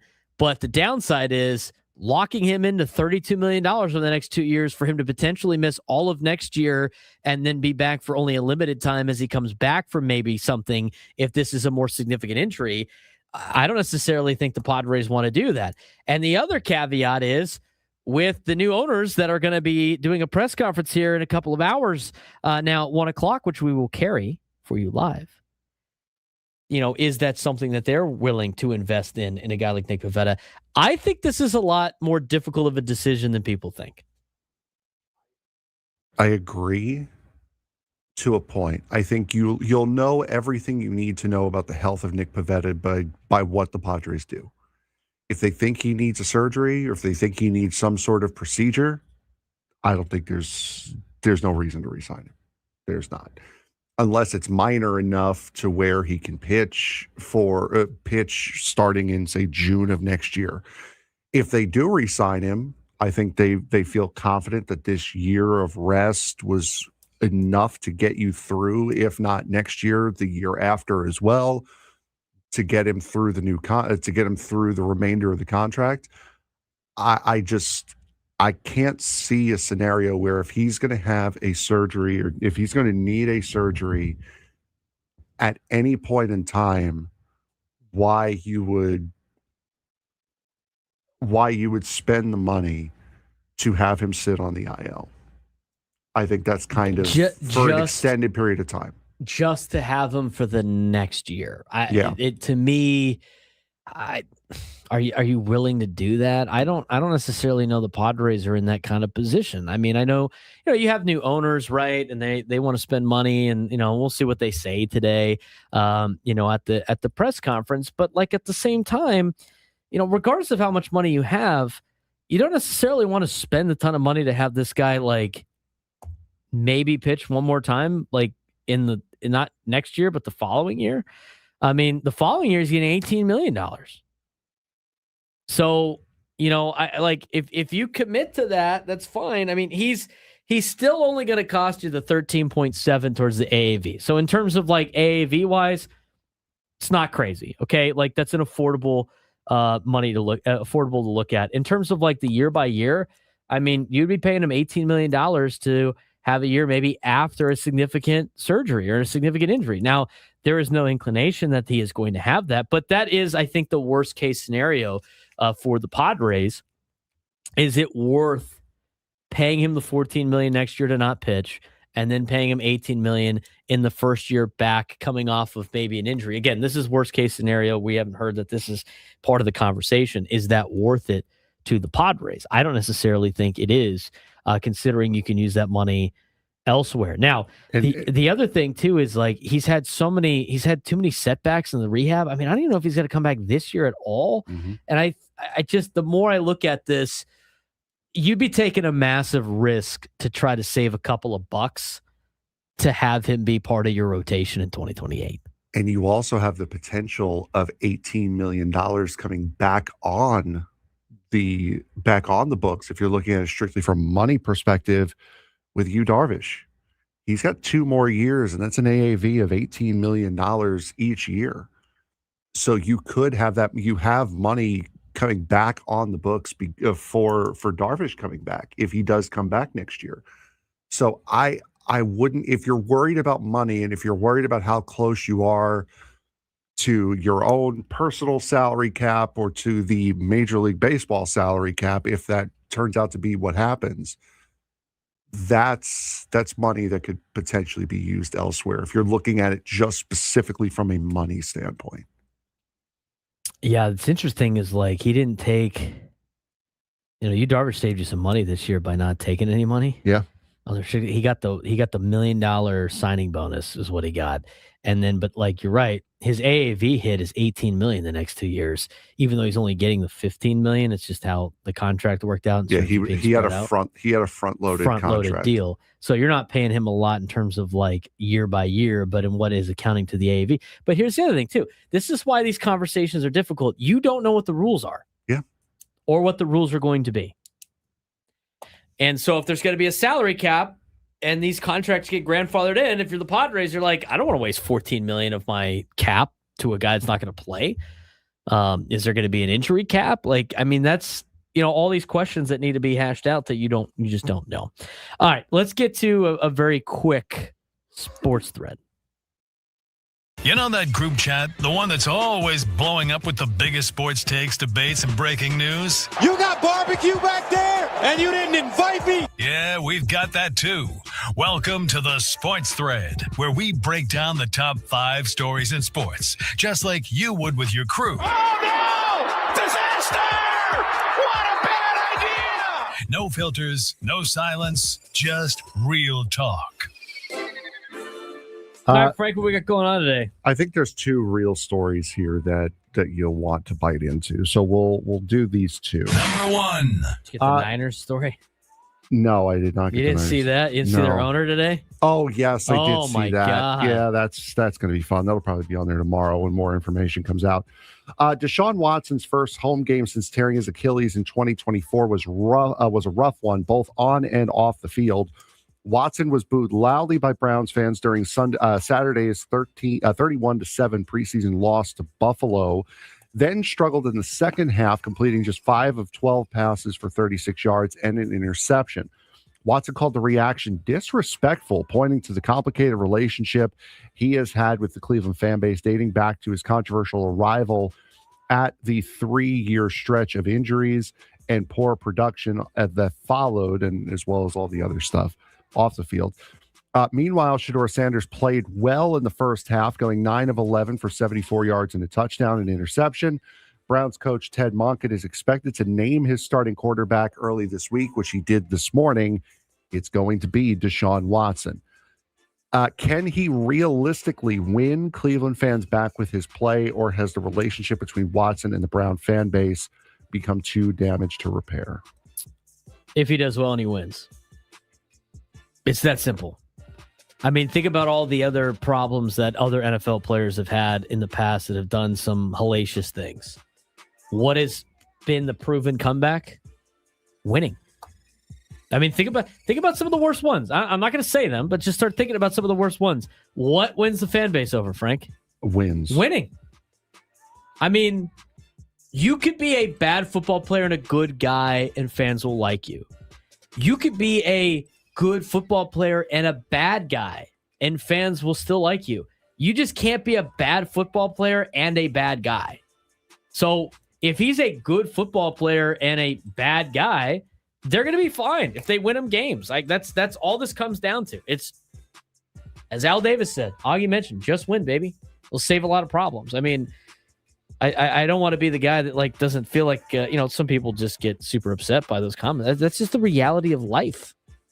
And just an update, Deshaun Watson did say that he regretted the comments that he made about the fans being disrespectful. He did mention that. I think a lot of these athletes don't understand. Like they live in a fantasy world and don't understand, the life of a fan. Mm-hmm. They think they just need to be worshipped all the time, and that's just not the case. And a lot of people don't want to do that. Yep. Number 2. Here's the other story. Staying with the Browns. The Browns waived tight end Daquan Wright, but the unusual part is what comes next.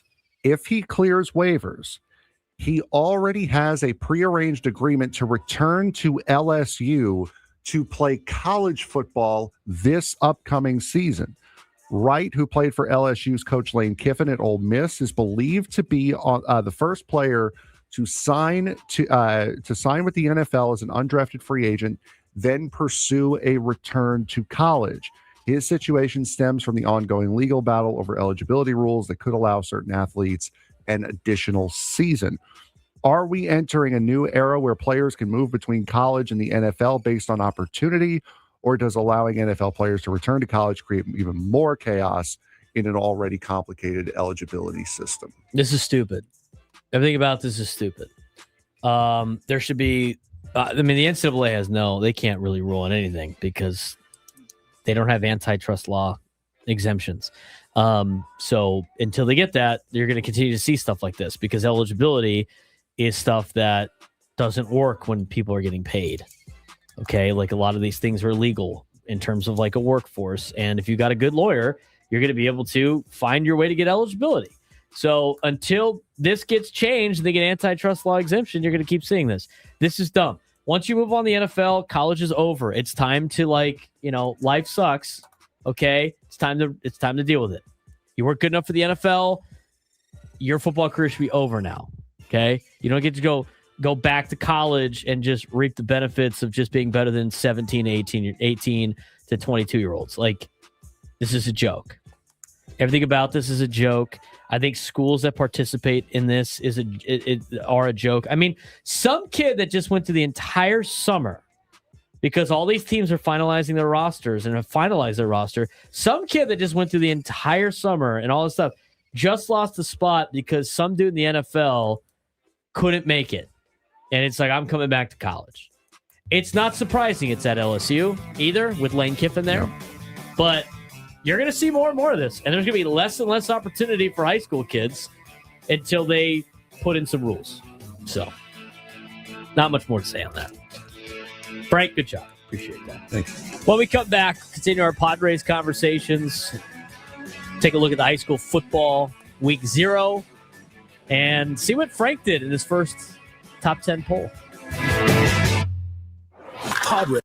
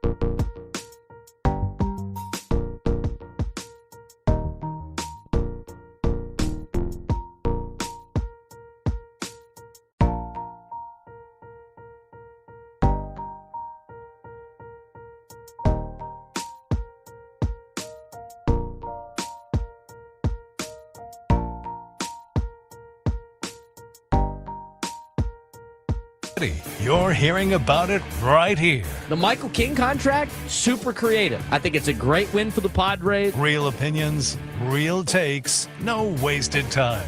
It has been the little things that have outdone San Diego State, and that's where they got to improve. Live and local on 97.3 The Fan. The Braden Surprenant Show starts now. I can't believe it's already noon. Flying through it. I agree with Derek and La Mesa, though. Man, it is hot outside, dude. I was like dripping in sweat yesterday. Dripping in sweat. Now, where I broadcast from at USD is a hot box because it's like they have like the press box up top that's air conditioning. Then they have the other press box, which is like a trailer, natural air and fans. There's like I mean, this is like up there with how I felt in Texas. It's hot. It's gonna be a hot week this week. It's gonna be tough getting a lot of games in too and practices for high school football and high school sports out there with the heat. So everybody try to stay cool. Make sure you're hydrating out there. Don't take it for granted. I mean, it's don't underestimate like the heat. I've had a heat stroke one time. It's not fun. Drink and eat. I don't know if you guys saw this or not, but the Padres have updated their front office on their website. Okay. Control person and principal owner, José E. Feliciano. Mm-hmm. Principal owner, Kwanza Jones. In memoriam, Peter Seidler. Oh, nice. So he is still up on the Padres front office list. That's nice. Front office directory.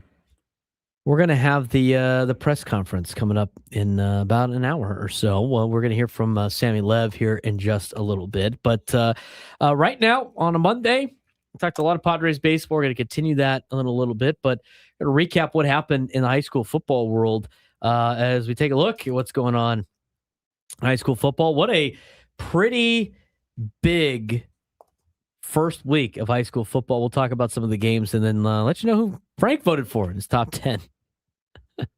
I don't care anymore. Chelsea scored in the first minute of the season. We're rolling right now. You know what? Good for Premier League champs. Good look. You know what? Already off to a great start to the José E. Feliciano and Kwanza Jones era Padres baseball. Do you think they're watching? They got to be watching this right now, right? It's on USA. I wouldn't be surprised if it's at the ballpark. They're stoked. Wow, what a great start. What a great day. What a great day for those guys.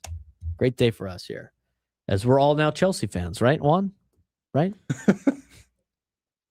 We'll get you a Chelsea jersey. A kit, if you will. Okay. Do you have the music? No. Relax. Calm down. Should have saved it. 2 seconds. Relax. Should have saved it. Relax yourself. While he's doing that, did you see? Because Carl Ravitch did an ESPN game yesterday or over the weekend with for Major League Baseball. Yeah. Did you see the cool comments from was it Garrett Mitchell or something like that? No. Thanking Carl Ravitch for the 30 years of being a great broadcaster for baseball. Nice. It's great. Oh, yeah. What a classy move right there. For sure. What a classy move. All right. We ready to go? Yes, we are. Told you to take 2 seconds. Let's get to high school football. Aha! The bells. The bells will be our high school football sounder music, if you will. The big game that won Jake tickets to see Luke Combs on Friday. Oceanside Granite. That was a big shocker to me. Oceanside knocks off Granite Hills 44-29. They were the eighth best team coming into the season, according to the preseason rankings. That was a huge game for Oceanside. And they closed the game out with a statement. I mean, they were up 37-29, 119 to go. And Granite was trying to make a stop to get the ball back. And it was 4th down from the Granite Hills 36. And Coach Fale Pomele ran Philly special on a fake reverse that got a 36-yard touchdown as Anthony Bacanero took the snap, sprinted right, handed it to Isaiah Austin. Austin reversed direction, appeared to be running a traditional reverse, pulled up, and threw a toss to Capena Sato for a touchdown. He had an easy 36-yard touchdown to put the exclamation point on the game as Oceanside knocked off Granite Hills. That was a pretty impressive game. Yeah, looked like it was very entertaining, and one that I think we both picked Granite in that one. So that was a very, very good game for sure. Huge game. Anthony Buccanero, 11 for 22, 208 passing yards, led the offense at quarterback. Neki Latuli, one of the best running backs in the county, 27 carries, 153 yards rushing, 3 touchdowns of 1, 8, and 16 yards. Jared Mahoney, 6 receptions, 122 yards, and Capena Sato had that big touchdown, the game-clinching 36-yard TD, 3 catches for 88 yards. Granite Hills wasn't necessarily bad offensively. Zach Benitez threw for 297 yards and 4 touchdowns. Courtney Miller-Thompson, the transfer from Lincoln, absolutely exploded. How about this for a fantasy day, Frank? Courtney Miller-Thompson, 12 catches, 230 yards, and 4 touchdowns for Granite Hills in his debut. Nice. Yeah, that's really not bad at all. He was absolutely fantastic. Miller, 12 catches, 230 yards, 4 touchdowns. That's really not bad at all. Not bad at all, but at the same time, they gave him a lot of opportunities. Benitez was sacked 4 times. He threw a pick 6 to Lucas Tunning. Oceanside ultimately made enough winning plays to overcome Granite Hill's explosive passing game late. But, Granite, I think this is a tough loss at the beginning of the season. They have some time to make up ground. They do have some good opponents on their schedule early. But for Oceanside, this was a step in the right direction of becoming back, if you will. I mean, it's been a long time since Oceanside's been one of the best teams in San Diego. That's a big statement win for the Pirates in Week 0. Other major Week 1 results. Frank Marchese is now number 1 team in the county, the Mission Hills Grizzlies. They roll over Juan Ruiz's El Camino Wildcats. They win 47-3. Fury and Ferreira, 3 passing touchdowns, 2 rushing touchdowns in his Mission Hills debut. Braden Roberson, 6 catches, 132 and 2 tuds. Ryan McKenzie, 5 catches, 141 yards. Mission Hills outgained El Camino 435 yards to 86. That is pure domination out of Mission Hills. Carlsbad won a pretty big intersectional matchup. They knocked off the number 2 team in the state of Nevada in Arborview. They beat them 24-17 at home. They're now ranked 19th in the state of California, and they opened up with a pretty big victory against Arborview. Tough loss for Lincoln. They fell in a shootout. They lost to the LA City Conference champion Carson 35-30.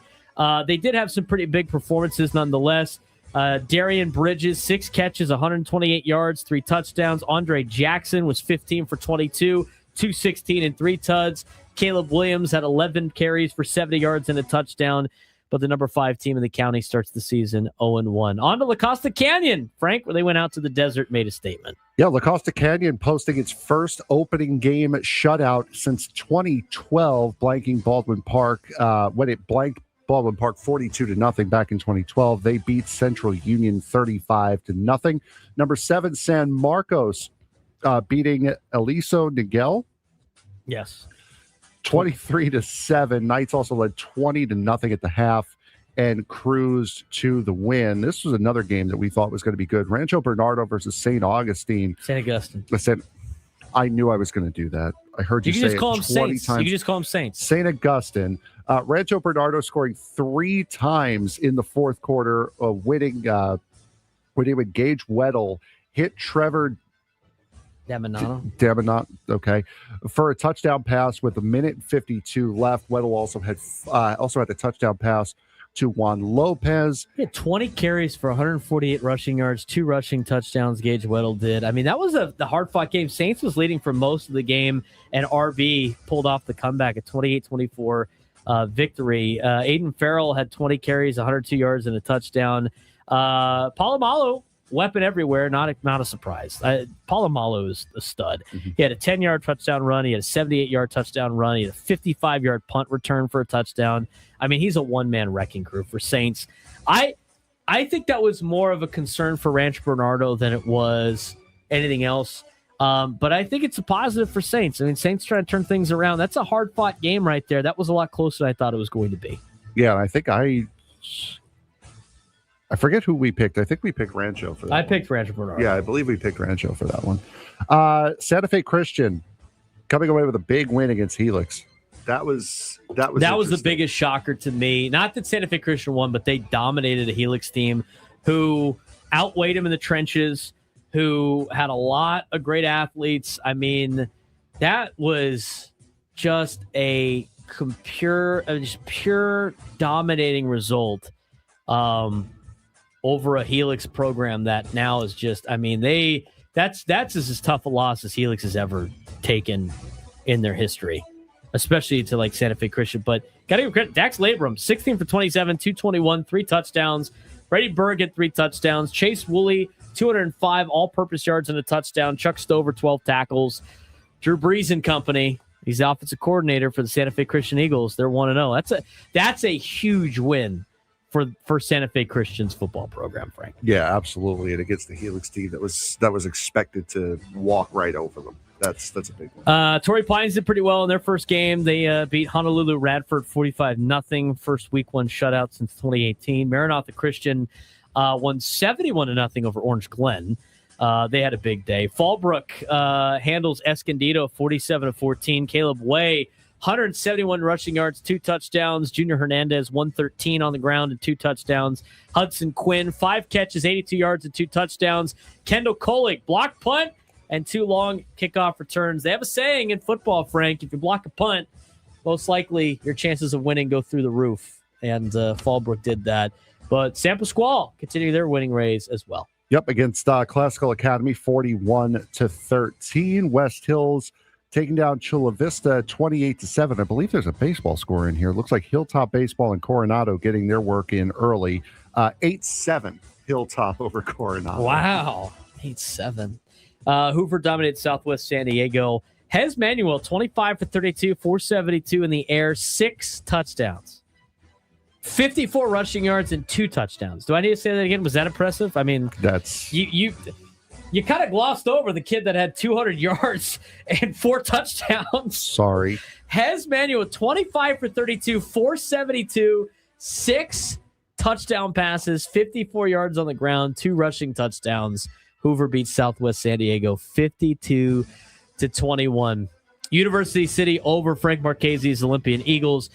Everybody at Olympian, you can take it up with Frank for why you lost because he didn't wear his class ring. Come on. Yeah, that's my bad. Think about the children. Think about the kids that worked their ass off all off season, and one of their alumni didn't go through with the superstition, and Olympian loses the UC. You let the ball club down, Frank. You let him down. It's not that I didn't go through with the superstition. I knew it the night before. I knew it on Thursday night, and I just forgot to take the ring out. I had a bunch of stuff to do on Thursday night. I forgot to take the ring out, and then I remembered while we were doing the high school segment on Friday. University City had 5 picks against Olympian. Declan Houston had 2. Hesh Hertz had 2. DJ Ferguson had 1. Hertz also had a receiving touchdown.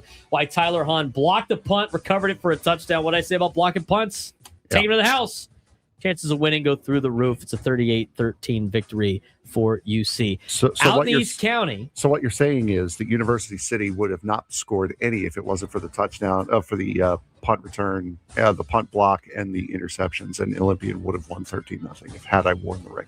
Correct. Absolutely. Cool. Steel Canyon in their debut of their brand new stadium get a big win over a good San Diego High football team. They win 7-3. Speaking of somewhat baseball scores, defensive slugfest. Luke Rohde had 14 tackles. Xavier Wilson had 14 tackles. Kai Cooper, the son of Stephen Cooper, 92 rushing yards on the ground, 83 yards receiving, and 7 tackles in the loss. San Diego drops their first game in Steel Canyon 7-3. A good start. Steel Canyon plays Santa Fe Christian this week. That should be a good matchup coming up on Friday. You talked about the Hilltop game, but overall reaction to the first week of the high school football season, I thought there were some surprising scores. I really did. Obviously, there were some big performances. I mean, if you look at the quarterback performances this week, who had the best day? Zach Benitez, 297 yards and 4 touchdowns despite losing. Hez Manuel, 472, 6 passing touchdowns and 2 rushing touchdowns. Have a day for Hoover.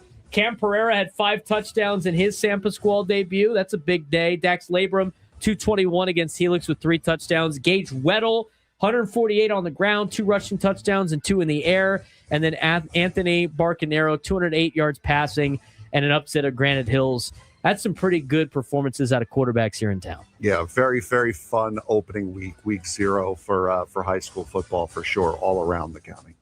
Let's get to the top 10. My top 10 vote this week. Here's who I had into the pick. I have Cathedral at number 1. They did not play this week. They will have Orange Lutheran on Friday from out of town, who lost to Miami Central in a 1-point contest. Miami Central is ranked top 30 in the country. Carlsbad, I have at number 2. I think that's a good win for them, taking on Arborview. That's a huge win for Thad McNeil and company. They got a really good team who made it to the Open Division final last year. I think they're going to be in the Open Division final again, potentially this year. Mission Hills, another great program. They had a good win, solid win against El Camino, where they outgained them by a large margin. I go with Oceanside 4. I think if you knock off the number 2 team coming into the season, you get to be in the top 5. I don't necessarily think I'm ready to say Oceanside is back yet, but this is a good step in the right direction. Oceanside's got some tough opponents here early on, but they have opponents that if they get through them can show that they are in fact back. It's going to take more than just one game. So that's a big win for Oceanside. I have it number 4. San Marcos going out of section. I know Elisa Niguel is not necessarily maybe one of the better teams in the Southern section. They are a good football team, though. San Marcos gets the victory there. I have them at number 5. I moved Granite to 6 after the loss. The Costa Canyon I have at 7 after beating Central. I keep Lincoln in the top 10 at number 8. Santa Fe Christian is in my top 10 after a big win over a Helix program that is traditionally good. And I got Rancho Bernardo in my top 10 as number 10 for my vote this week. We'll tell you what the county had in a second, but we'll get to Frank's top 10 after 1 week. So my top 10, again, based off of Cathedral being on a bye and with the number 2 team losing, I moved Mission Hills up to number 1. That, again, based off purely, you guys didn't win. You guys didn't lose either. Mission Hills did get a win. I moved them to number 1. So should the number 1 team in the country this week in college football get moved down since there's, it's week 0 and they don't play and there's only like 10 games this weekend? So what you're telling me is TCU, if they beat North Carolina, should be ranked in the top 15. I have Cathedral number 2, Carlsbad number 3, LCC 4, Oceanside 5, Granite Hills 6, San Marcos 7, Lincoln 8, and the 2 big shutouts. I'll give Torrey Pines and Point Loma some love. I have them at 9 and 10. No love for Santa Fe Christian, huh? Drew Brees going to come down here and kick your ass. I'll get to meet him. You did it on purpose? No. You know, on purpose to try to see. It's Frank's first vote. He's got to get better as it goes along. I will, yes. But I will say, a lot of the teams are very similar to the teams that I have at this point. And it's also, I promise, I'm taking this seriously. Like, I'm taking this seriously as far as... Great. I'm going to post your vote on the bulletin board in the locker room, and it's going to be some extra love. Kevin, right, I put Point Loma number 10. That's what I did. He put Point Loma 10. That's a big win over Losinger, which is always I never know how to pronounce that. Here's the other scores for you. We'll rip through some of the ones we didn't get to. Westview wins the rivalry over Mount Carmel. They win 23-19 from Friday. Patrick Henry, the Patriots. First of all, you know why Patrick Henry won on Friday? They put the Patriot Pat back on the lid. The hell, finally. I don't know what took you guys so long at Patrick Henry to put the Patriot back on the lid, but they finally did. And guess what? They're 1-0. Surprise. I'm not surprised. Uniforms look fresh out there at Patrick Henry High School as they knocked off La Jolla. I know we got to get to break. We'll quickly go through it. Mountain Empire beats Anza Hamilton 39-0. Paris over Kearney 27-20. Grossmont gets a victory over Madison 34-7. Santana over Morse 37-12. Monte Vista beats Crawford 31-23. Eastlake shuts out Bonita in a rivalry game 28-0. Otay Ranch over RBV 23-14. Mount Miguel beats Montgomery 42-26. Del Norte wins a thriller over Mater Dei Catholic 29-28. Southwest El Centro beats San Ysidro 7-0. Valley Center gets revenge on Bishops. They win 34-17. Tri-City Christian wins over Temecula St. Jean de Listonic 36-0. Las Vegas beats Army Navy 42-0. Coastal Academy over O'Farrell Charter 40-0. Mira Mesa over Castle Park 31-13. Imperial over Mission Bay 25-20. Valhalla destroys San Jacinto Valley 75-0. They're up 55-0 at halftime. Mar Vista beats El Cajon Valley 27-7. Sweetwater over Vista 52-21. Palo Verde 40-20 over Calexico. Palm Desert beats Brawley 24-16. Imperial beats Mission Bay 25-20. And the big win, of course, for Point Loma. They dismantled losing her 65-0. Ryder Watson, 155 yards and 4 touchdowns. Senior quarterback is back for the Pointers. That's a look at what happened in high school football. Dive back into Padres baseball when we come back on the Braden Surprenant Show. San Diego Sports Station, 97.3 The Fan. In-depth Padres conversations anywhere in San Diego. Check out 97.3 The Fan's Epic Padres Roundtable, Thursday mornings at 9 a.m. Sponsored by Epic Wings, voted San Diego's best wings 13 years running. To order, visit epicwings.com. I'm Austin Gardner, co-founder of GL Pools. In 2006, GL Pools started in my grandma's backyard with one truck, a few clients, and a mission to take great care of pool owners. 20 years later, we're honored to care for thousands of pools across the county as San Diego's #1 pool service. To everyone who has invited us into your yard and life, you've helped us build something special, and we are grateful. If you're not having the pool experience you wanted, let us help. Mention radio for 20% off new service plans for 2026. From all of us at GL Pools, thank you for 20 great years, San Diego. At Fraser Farms Market, San Diego's natural grocer since 1971, we're always swinging for fresh. Now through August 24th, save on items like sweet seedless watermelon for $3, fresh boneless skinless chicken tenders for $2.99 a pound, wild sashimi ahi steaks $8.99 a pound, and back-to-school favorites like local Ollie salami snack packs for just $1.99 and sweet craft dessert cups for $3. Fraser Farms Market in La Mesa, Oceanside, and Vista. What's up, guys? This is Braden Surprenant. Before the season even kicks off, everyone is making predictions. Who makes the playoff?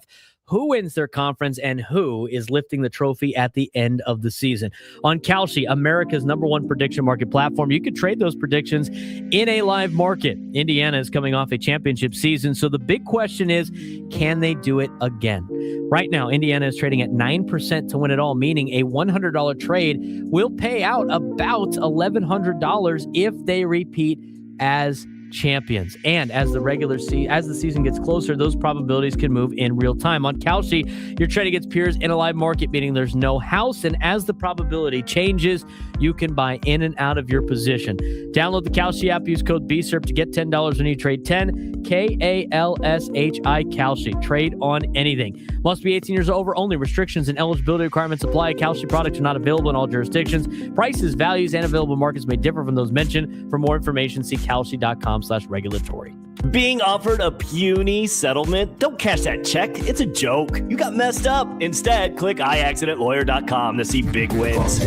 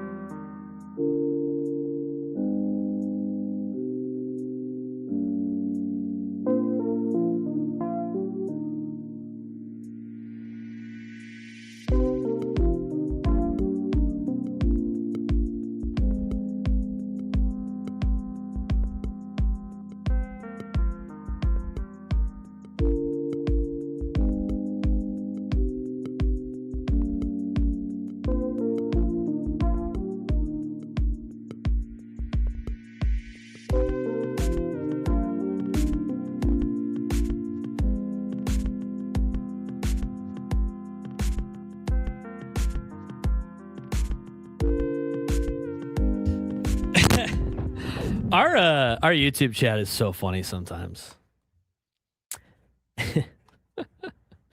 You got our guy, I Need Money, who doesn't know geography, but he's pretty spot on a lot of other stuff. And he puts in the chat that they could hear commercials on the YouTube. Yeah. And so he's yelling at you for that. Yeah, I know. I saw it. And he goes, Monday afternoon, and already got a foul, might be in foul trouble midweek. And I died laughing. Hope Kyle is getting his reps. QB2 back there. All right, Kyle, start getting loose, man. We might have an issue. Come Foul. No, 2 fouls. Oh, man. Gonna play your favorite break music coming That up here is too. so funny. Just for that. Do you have that saved? The what? The commercial. The Tijuana, the Cox commercial. No, I used to don't. have. You should have kept that just to play in the YouTube on at break. One time, just to set. Anytime that people start coming at you, you just got to have that ready to go. Oh man, I have the power over here, folks. he does. He has the power to do a lot of damage. We haven't talked a lot about it, but I do want to give a shout out to the Sweetwater Valley team that made it to the Little League World Series. Obviously, going 0-2 stinks, and they're the first team out at for the USA bracket. But that doesn't take away from making it there because it's very difficult to do. And they ran into a tough pitcher in Iowa on the first day, and you lose 1-0, and probably had a great opportunity to win that game. A little bit of controversial on the way that game ended, and then obviously it didn't work out in the game against Alabama. But it's hard to make it that far. I just think sometimes like you get a little spoiled with how great San Diego's teams have done in the past, but it doesn't guarantee that they're going to win it every time. So I thought they got hosed on that Friday. They on Friday definitely with got call. hosed on I thought Friday. that call was a joke. And I saw somebody bring up a good point on social media, and I didn't even think about this.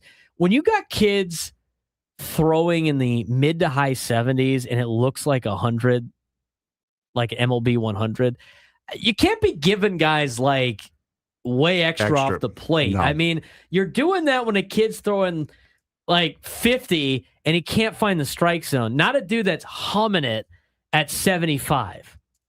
But again, they're volunteers. It's Little League World Series. It's a different deal. So I did want to give them a shout out. Obviously, it's tough. That they didn't get a win up there, but what a fun experience being able to go to the Little League World Series and be in Williamsport and play in that stadium. That's something that not a lot of people are able to do. I wish I had that break now. What? I wish I had that ad break now saved.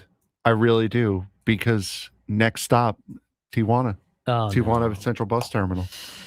Oh man. They're 2-0. They are 2-0. They're pretty good. They beat Sydney, Australia 7-1. They beat Nicaragua 3-1. They're in a pretty good spot right now on the international side, and I think they're going to make it through that international side, which is a little bit easier. I didn't see in how terms that of a path, but I didn't see how that Panama Canada game ended. How did that? It was they're nothing. playing right now. They're still playing.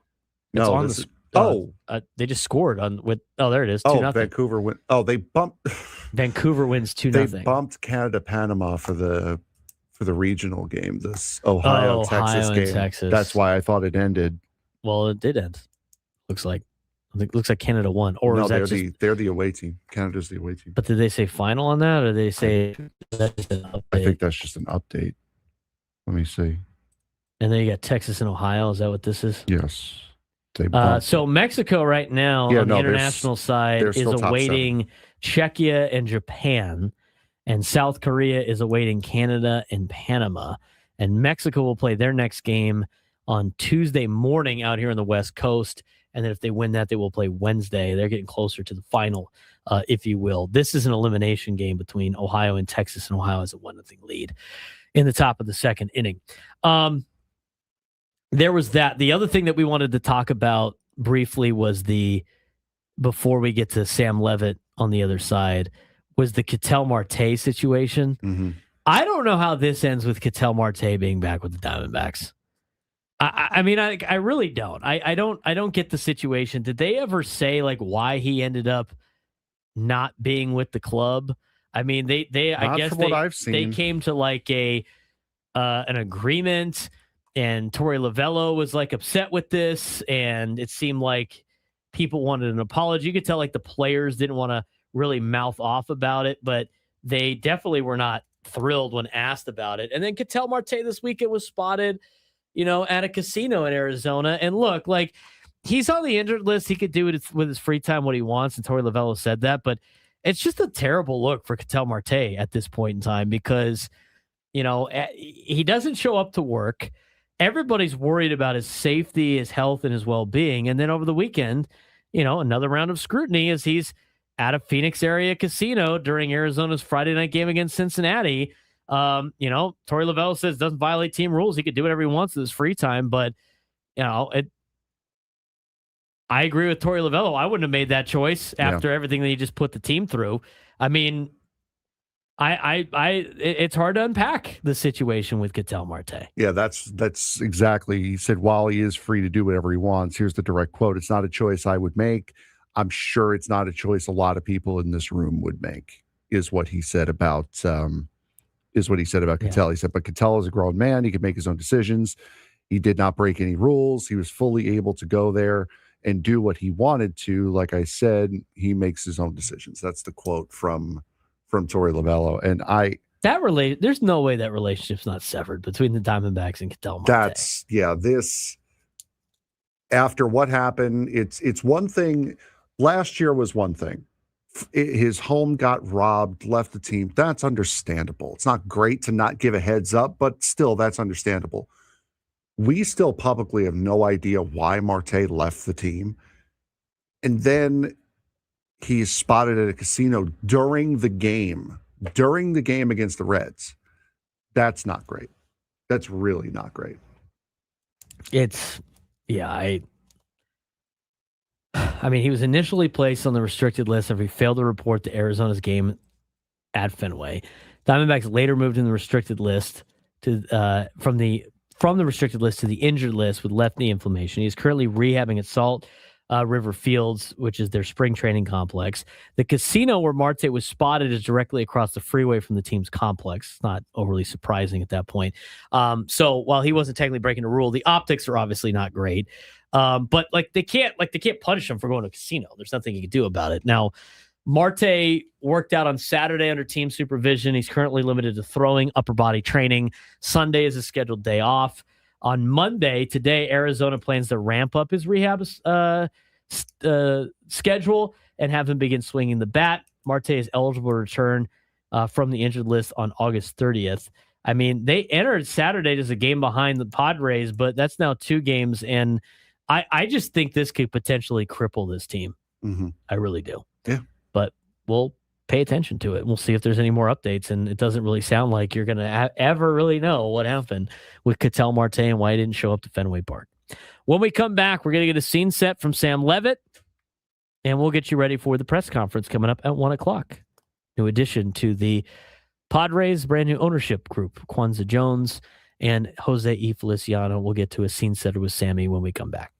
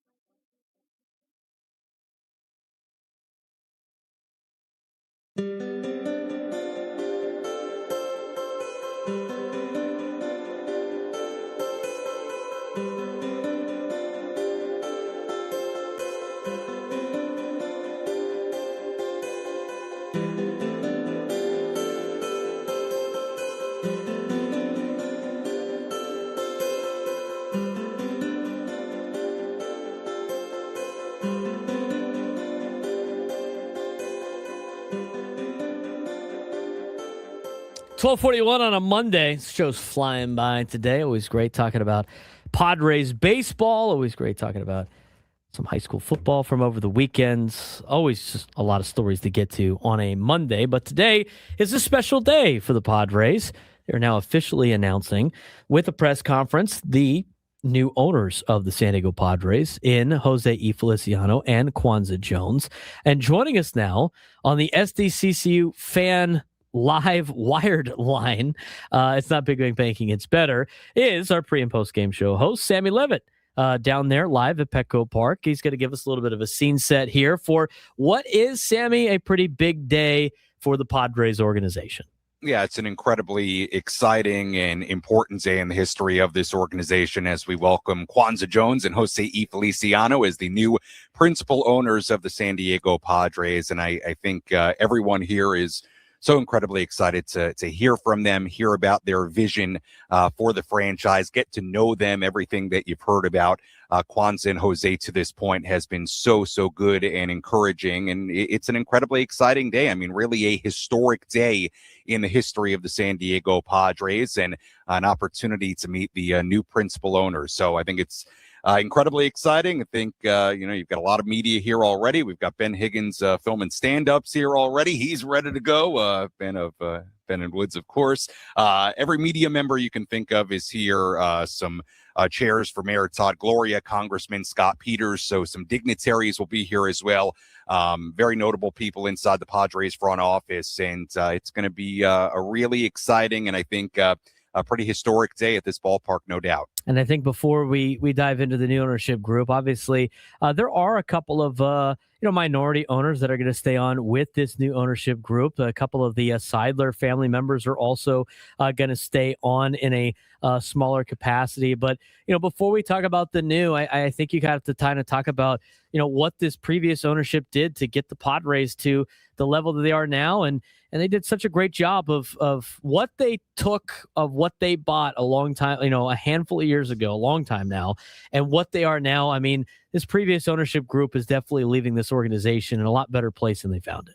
Braden, I told you about Padres CEO Eric Greupner said something the other day on TV that really, I think, encapsulated it. They've flipped the script of what's possible in this market of the greater San Diego area. And I thought in that great article today in the San Diego Union Tribune, written by Kevin Acey, I thought José Feliciano had a great quote in there about Peter Seidler. He said, quote, "Peter left a legacy that is incredibly important. He did right by the city and left a team accustomed to winning, contending, and dreaming big."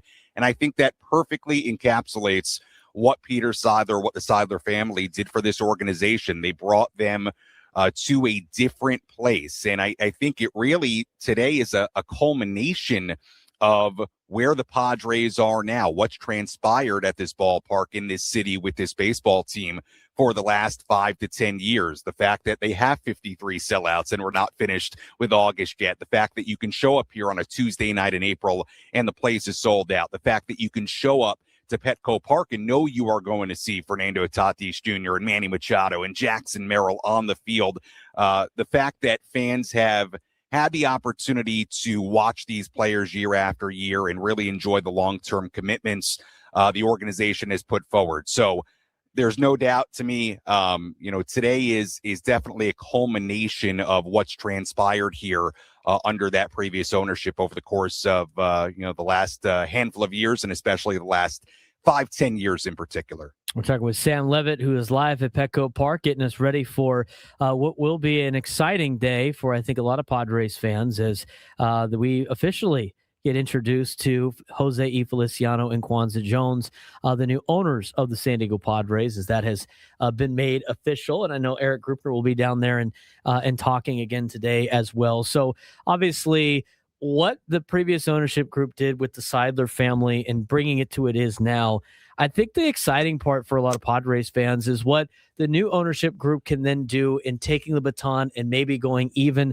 a step further. And it sounds like, and we've had limited, rumblings and rumors about these two individuals, and we've seen the reports about like what previous owners of groups they've owned, how they've made their money, all that stuff. But, without really getting to hear from them officially, Sam, it does seem like these are two people that want to make this their own collectively, and they want to bring something special here to San Diego. I know All of that's usually talk, but and until they start making moves. But I feel really encouraged about the direction this organization is in, and I think that's what makes today so exciting.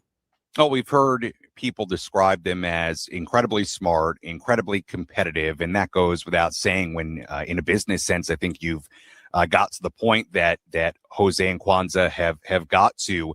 And they truly seem like people who not only want to win, but want the best for the city of San Diego, and also who have a willingness to dream big. Again, I go back to that article today in the paper this morning, and another quote that really struck me from Jose E. Feliciano was, quote, "We share something important with San Diego, the willingness to dream big and the belief that the impossible can become possible." And I think the impossible becoming possible really speaks to a couple of things. Number one, what has transpired here over the course of the last decade as far as the city's, from a fan standpoint, their investment in this team, the way they've shown up and fallen in love with this team sort of all over again. But also, from a financial perspective, I think it speaks volumes to what they plan to do with this team. We saw the Seidler family, Peter, this organization invest in players in a way that we never saw the Padres invest in players in the prior decades in the history of this organization. So, they seem to be on the same page of investing heavily in the organization. I'm sure that means in a variety of different ways. Obviously, you have, a sort of interesting situation right now with the CBA negotiations and what the financial structure of the sport might look like heading into next year. That's something that's, out of a lot of people's control, and we just don't know what that's going to look like. But whatever that system is, I feel pretty confident in saying, based on everything we've read and heard, and we'll have a much better idea once we hear from Jose and Kwanza today, that they are fully prepared to compete, to invest, and to make this organization the best it can possibly be in every way, shape, or form. So we'll hear from them in a bit, and I'm sure we'll have a better idea. But everything that's been said and written so far, I think, Braden, is incredibly encouraging. Well, they should be in a pretty good mood. I mean, they also, or Jose E. Feliciano with Clear Lake Capital, and Chelsea FC. They already got a 2-1 lead as they go into halftime. Maybe they have it's a perfect planning right now for this particular press conference. But obviously, this is a big deal. This is more than just like announcing a new player. This is more than just a new manager. I mean, this is a very important thing for the city of San Diego, right? When you own a franchise like the Padres, the connection there. And it sounds like they really want to invest in this community and be part of the San Diego community. What can you tell us about that? And I know you read one of the quotes from them about that, but what can you tell us about, the owners before they even hit the stage about how much they want to just be part of San Diego? Yeah, it sounds like that is something they understand really well, that there is a certain connection and responsibility to the community when you own a sports franchise in that city. And it's something, we know Peter Seidler valued a lot, and it seems like Jose Feliciano and Kwanza Jones also understand what it means to be part of a community and be part of a city, and such an important and vital part of the community and the responsibility that comes along with it. So obviously they've had a lot of philanthropy in their lives, all the different initiatives they've been a part of, which you can read about, including their alma mater, Princeton, and list goes on and on. So certainly from a philanthropic standpoint, they seem like two people that are incredibly involved and smart with how they give back to communities. And I would expect it's going to be no different as far as San Diego. As they enter this community, owning an incredibly important and valuable asset to this city. We'll try to wrap things up here, Sam, because I know you got a lot of work to do down there, and we're going to hear from you again in the 1 o'clock hour. But for everybody that's might be just tuning in, what's on store here? How's this going to work, and what should people expect here in the next couple of minutes or so? Yeah, I think what will happen around 1 p.m., so in about 10 minutes, Don Orsillo, Padres TV voice, will, I believe, be the master of ceremonies here and introduce Kwanza Jones and Jose Feliciano and Padres CEO Eric Greutner. We'll hear from them. We should have some interviews here afterwards, so stay tuned for that after the press conference is done. And again, a lot of people here as far as media, key members of the Padres front office. Dignitaries will be here. And I'm sure for Jose and Kwanza, a lot of shaking hands today from media to members of the front office that they're meeting for the very first time, to also players. It certainly sounds like they will address the players at some point today as well, which I'm sure for them and the players is incredibly exciting and also a very important moment. So a lot to go on here, and I'm sure a very, very busy day with the new owners meeting a lot of new people, but incredibly exciting and, truly a historic day in the history of this franchise and in this city.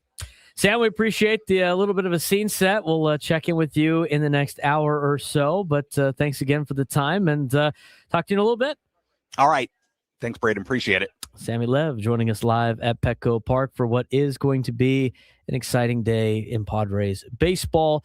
Again, we talked about it in the open today, Frank, but, the Seidler family got this organization out of what was just some very dark years in terms of on-field performance. And I think you got to give them credit for turning this organization around in a big way, and the results of them making the playoffs and making a couple of runs and getting some star players and filling the ballpark shows as a lot of accolades that Peter Seidler and his family achieved as owners of the San Diego Padres. And I think now with Kwanza Jones and Jose E. Feliciano, I think they could get the baton and then take it to the next level. And I think that's what makes today very exciting. Yeah, for sure. I mean, and that's exactly what Peter Seidler did. He took this organization from the very bottom of the division and turned it into a perennial contender. And now it is, after his passing, it's now up to Feliciano and Jones to move a little bit further along and to move it to that next level and hopefully get that championship that San Diego has waited so long for, and not just in baseball either. In any major professional sport, the city has waited a long, long time for a championship, and the Padres are far and away the best opportunity to get that done. And it's not going to take as much work, I think, as people think it will. I don't think so either. I don't. And I think this is, I'm really interested to hear. I mean, they're going to say a lot of things that you would expect them to say.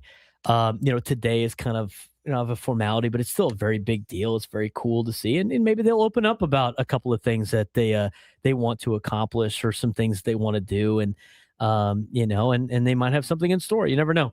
But I think it'll be great to finally get to hear from both Jose Feliciano and Kwanza Jones about the importance of buying this team and why they did it, and why they want to be part of our community here in San Diego. And I think it's going to be, cool. I think it's going to be cool to see. So we are going to have this broadcast for you live, commercial free, in the next hour here on YouTube, on 97.3 The Fan, on the Odyssey app. Sammy Lev will have some interviews after the press conference, but when we come back, we will meet the brand new owners of the San Diego Padres for the first time at their press conference. We'll get to that when we come back on the Braden Surprenant Show, San Diego's urban sports station, 97.3 The Fan.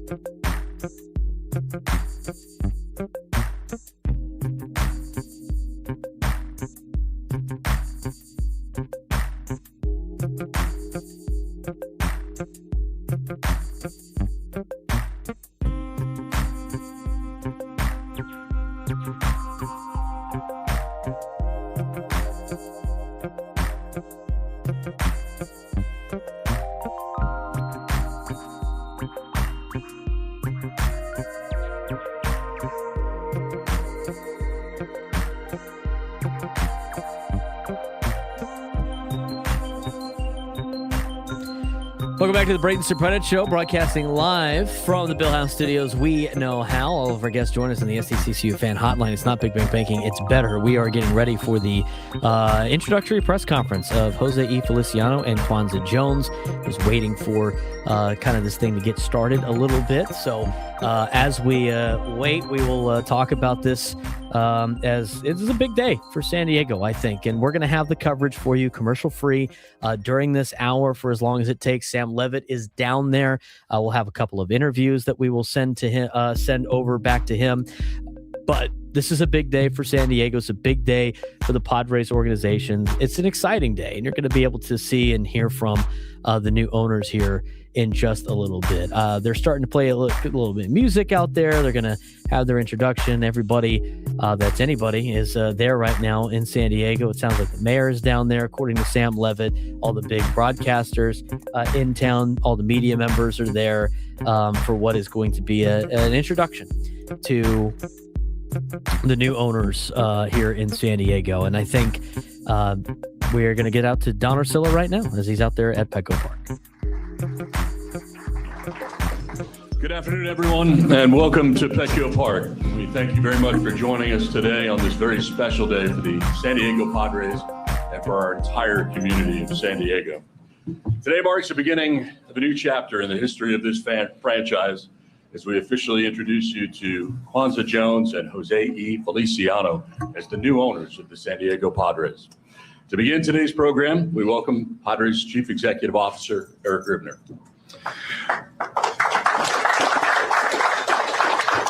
Well, thank you, Don, and thank you all for being here today. Today is a historic and exciting day in the history of the Padres franchise. On behalf of everyone in the Padres organization, I am here and honored to welcome José E. Feliciano and Kwanza Jones as our new owners. Thank you. Kwanza and José bring extraordinary leadership, experience, vision, and a competitive fire to the Padres.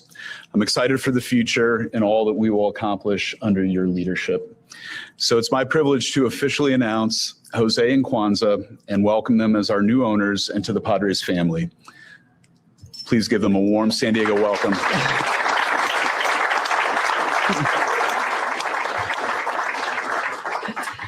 José and Kwanza would like to say a few words before we open it up to your questions.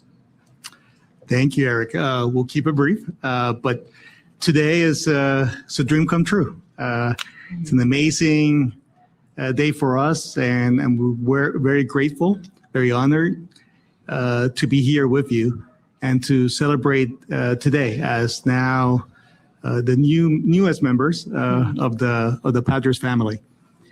First, I would like to acknowledge and recognize and honor Peter Seidler. He has built a legacy here. He has left a legacy here that we're very proud of. And he has left this team, this club, this community, this city in an incredible place. And we're just lucky and very fortunate to be the stewards of that legacy. But of course, we want to move that forward. We want to create new memories and hopefully continue that legacy in a way that honors it and furthers it. I would be remiss if I don't thank a lot of the people that got us here or that helped us get here. So I would like to thank, first of all, again, the Padres organization, Eric, AJ, a lot of the Padres staff, employees, and team members, Commissioner Manfred, our fellow owners who voted unanimously for us. Thank you. We would like to thank, but most of all, we would like to thank the city and the fans. We understand baseball, we understand sports, and we understand that the Padres, this organization, is nothing without the fans. And we're here for you. We're here as part of this community. And we cannot promise that we're going to win. We hope that we're going to win. But we can promise that you're going to have our full dedication, engagement to try to make that happen. And hopefully, in our stewardship, which hopefully lasts for a very long time, we will have a lot more things to celebrate. So with that, I would love to introduce my lovely wife and partner, Kwanza Jones.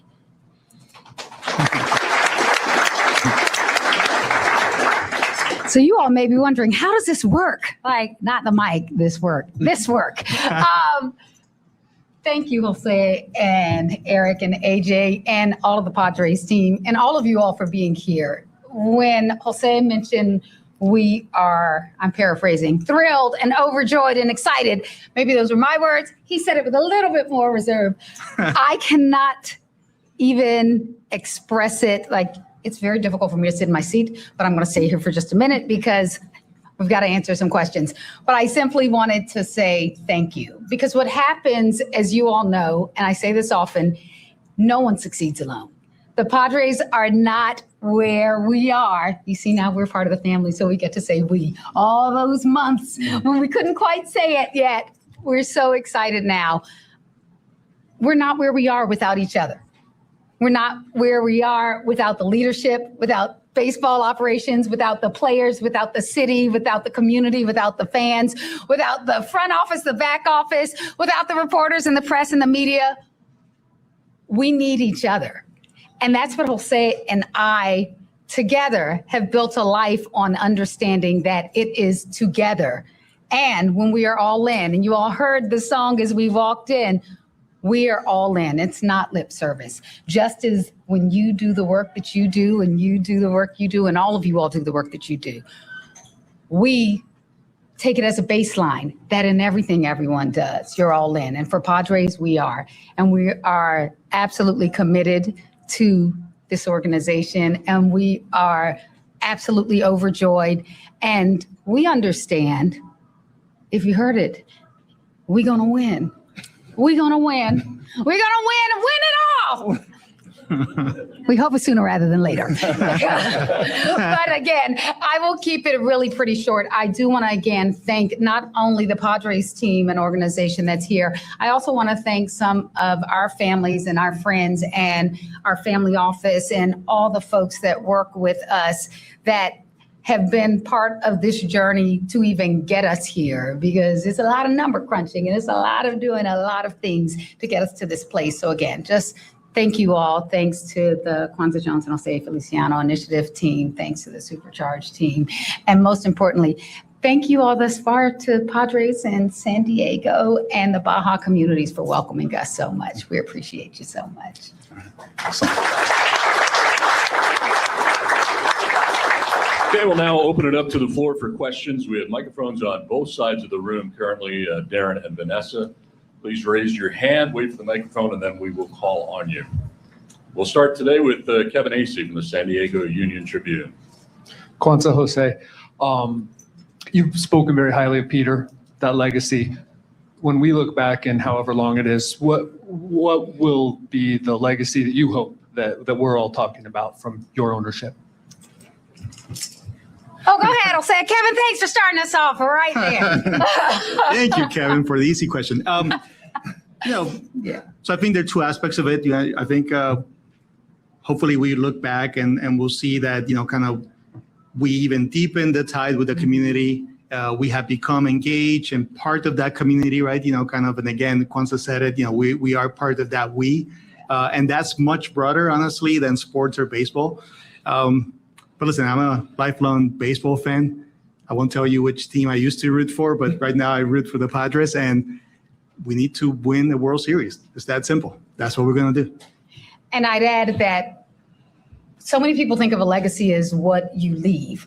I think of a legacy as what you live. So what that means is we need to constantly live, all of us.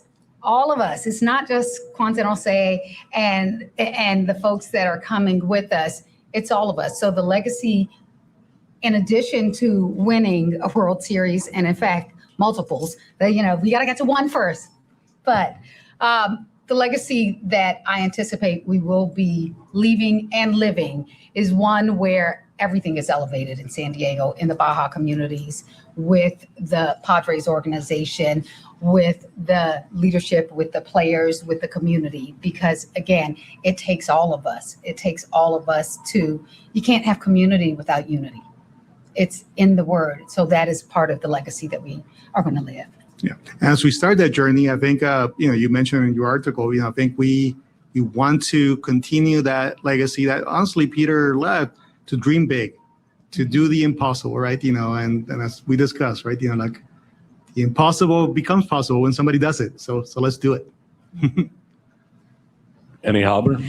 This is a big undertaking. When you were first presented with the opportunity, can you give us a glimpse behind the scenes for some of those conversations? Were you both on board right away? Did it take some convincing? And how did you ultimately decide to go for it?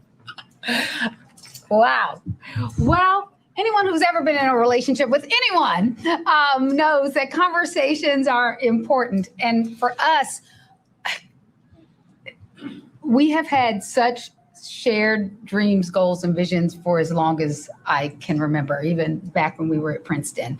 And we always dreamed about what is the impact that we wanted to make. And being an athlete and having competed in Division I sports, sports has always been part of, I will say, my DNA and what it does for a community, what it does for the world. So it did not take much for us to have to both come to the decision that, oh my gosh, wait a minute, the Padres are available? This can't even be real. We were shocked that this was an opportunity. And we also, and certainly I'm a firm believer in synergy. It was the right moment at the right time for the right people. So it didn't take much for us to decide to jump right in. Yeah, I would echo that. I think some decisions feel easier, more natural than others. And this is one where we felt it was the right fit, the right place, the right time. And I will add one last thing. We were saving up for a long time. We had a lot of dry powder, and we're like, you know what? This is the place. A few pennies here and there, right? Exactly. Can you just tell us about the song that you walked into? What was the background behind that? And did you write that? Oh, yes. Yes, I did with some of our team that's also here. So how many of you all saw that game not too long ago? And that catch that did? Okay. So you heard in the song that part that goes, shh, let's go. That was part of that inspiration, that catch. Shh. And then he's like, ha, guess what? Gotcha. So I've worked with some of our team. They're like family. It's been 10, 15 years. And the inspiration was the minute, it was actually shortly after we first met you. And I was like, Jose, this is it. We're all in. We are all in for the Padres, all in for San Diego, all in for the Baja community. And again, when we do something, we are committed, we're all in. So it was just for us natural to say like, okay, not only do we believe it, we are so much more than lip service, because some people are only that. We are about living it. So it was a natural extension. And what is sports? What is sports? Do people like to be entertained? Do people like to be amused? Do people like to feel something? That's part of what the Padres has done. It helps move people, and that's part of what music does. So when we look at sports and media and entertainment, and we know Petco is not just the baseball game. It's so much more. So we just wanted it to really show that we truly understand the breadth of all that is offered here. My only musical talent is my name, so I did not sing. I did not sing as But far I as did ask. I did ask. I was like, Jose, come on, you're going to come to the studio and put some vocals down. And he said, I don't think that's a good idea. Well, humbly asked to please add my middle initial so I'm not get confused with the singer. Oh, right, exactly. Jake from CBS 8. José and Kwanza, Jake Gariani from CBS 8 here in San Diego. Nice to meet you both and welcome. In your guys' original statement, when you first were announced as the owners, you guys said that you wanted to invest aggressively but intelligently. I'm curious if you could elaborate on what your guys' financial plan is for the roster when you look at trying to compete with other teams in baseball. So I'm going to correct something really quickly, and then I'm going to let Jose, or maybe I'll take it. Jake, you said aggressively but intelligently. I wish we had said that. That's beautiful. I'm like, Paraphrasing, of course. I'm like, there it is. We said ambitiously and judiciously, but we will take aggressively and intelligently, because I do think it is synonymous with how we are thinking of continuing to grow and build and be competitive. But you want to take some of that? Yeah, obviously, I don't want to sound like the baseball executive here. We'll work with AJ, we'll work with Eric. We have been blessed with a team in a city that is supporting us in a way that is allowing us to invest back in that team, in the stadium, and that city. And we're committed to doing that. Mm-hmm. And again, I think we are going to live, within our means. And that could mean different things in different years. But again, we want to win. And we're going to continue supporting that goal in many different ways. And that means that at some moments, to use your phrase, we're going to be aggressive.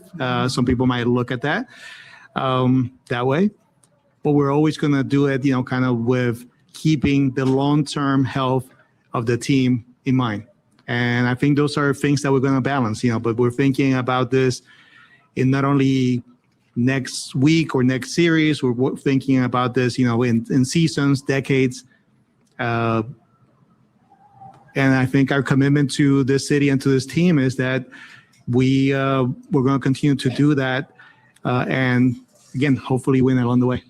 And then a quick follow-up, if you don't mind. Oh, sorry. I was going to say the key thing to understand is that, and Eric, you said it, we are competitive. You don't get to do what we do unless you are competitive. And it's important for all of you all to understand that. We want to win.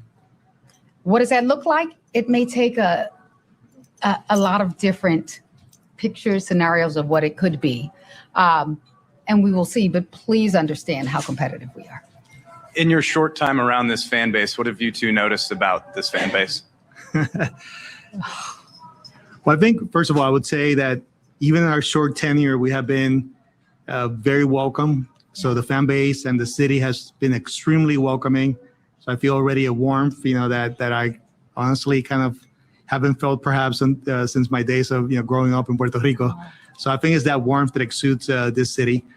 And number two is that even though, kind of you hear terms about being a small market, quote unquote, and, kind of the confines of the city. But when you think of San Diego, the Baja community, first of all, we're small and mighty. Yeah. But more importantly, that story, that idea resonates with us. The idea that maybe people underestimate us, people don't think that we're capable of doing what we have done, including winning the bid for the Padres. That motivates us. And I see that same grit, that same resilience, that same will to kind of overcome or to, kind of surprise people that underestimate us. You see that, as recently as Saturday, right? Kind of, that comeback win, right? How amazing is that? But this team doesn't give up, and this city doesn't give up, and we won't give up. AJ Cazavel, MLB.com. Hi guys, welcome to San Diego. Thank you. Just wondering, like, your kind of view on kind of the idea of owner of a team is obviously a complex thing. How do you view what that is to you, and what you will do with that role? Well, I like to say I like to do hard things. And if everybody could do it, everybody would be doing it. This is not for the faint of heart. You know this, AJ, you know this, Greg, you know this, all of us know this. It's not for the faint of heart. So we go in eyes wide open, understanding that to really be great at something, you must invest. Not just, I'm not just talking an investment of money and capital. I'm talking an investment of time. I'm talking an investment of education, an investment of dedication. So when we look at how much we do know, and we spend a lot of time, thank you, Eric. I just have to, again, say thank you, because you made it very easy for us to get to understand within the confines of what we could during the process that was leading up to this. But I have to tell you, I'm so excited for this. I'll say this being day one because it's the official welcome, although it's technically day 3 because Friday is when the closing actually occurred, Friday afternoon. Team is undefeated under ownership. I'm just saying, we're gonna win. We're gonna win. Don't quote us, because when we don't win on one or two things, no. But again, I look at this as day 1 or day 3, or just let's say the beginning of really being able to now fully dive into even more, and that excites me. Right before we sat and came into the room, we got this amazing owner's manual. And think about an owner's manual like for, I don't know, a vehicle or for an electronic device. An owner's manual for the Padres. Imagine what that entails. Imagine how exciting it is to dig into that, to really become part of that fabric and DNA. So is it going to be difficult? Yes, and I expect it to. Just to kind of follow up on that, your assessment of the team and the organization that you're buying, and what you anticipate your involvement being in this group. Yeah, big. So first of all, I would just mention that we have already experienced kind of in the ownership of teams in some pretty significant leagues around the world. So we're not rookies from that perspective. We understand that. I think our first job is to learn a lot about the league, about the Padres, about the people in the organization. And I should say to learn and listen. Yeah. And then over time, I think we'll formulate, kind of obviously strong opinions about some things, and we'll defer to the experts on others. I think like any owner in any business, you must at some point, hopefully early on, establish a clear direction, clear goals. And then when we're deviating from that direction or goals, and at times life happens, you have to do that. We'll chime in. We'll provide additional direction and objectives. There'll be some decisions that will be intimately involved in the nitty gritty, and others that perhaps will delegate or be a little bit, kind of less intimately involved. But at the end of the day, kind of our job is to be good stewards of this team for this city and for the Baja communities, and to do that, with that long-term perspective. Yeah. that owners, multi-generational owners, need to have. We all have to serve somebody, and we know we're serving the fans. We want to win. Alden Gonzalez, ESPN. Over here. Hi. Over here. Hi. This is for Kwanza and Jose. Hi. Hi. Nice to meet you. I'm just curious. So the Padres, obviously, on one side, they're in a great market. They have a lot of fan interest. Their attendance is through the roof right now. On the other side, they're a team that has a lot of big contracts on its payroll. They don't currently have a local media deal. I'm curious, as people who obviously were deep in the weeds on this and ultimately bought the team, how did you view the pros and cons of the Padres right now as an investment? I'll start and then I'll let you take more of it. We wouldn't be sitting in this seat if we didn't think there was an incredible opportunity here. And not an incredible opportunity for, we're just going to make all this money.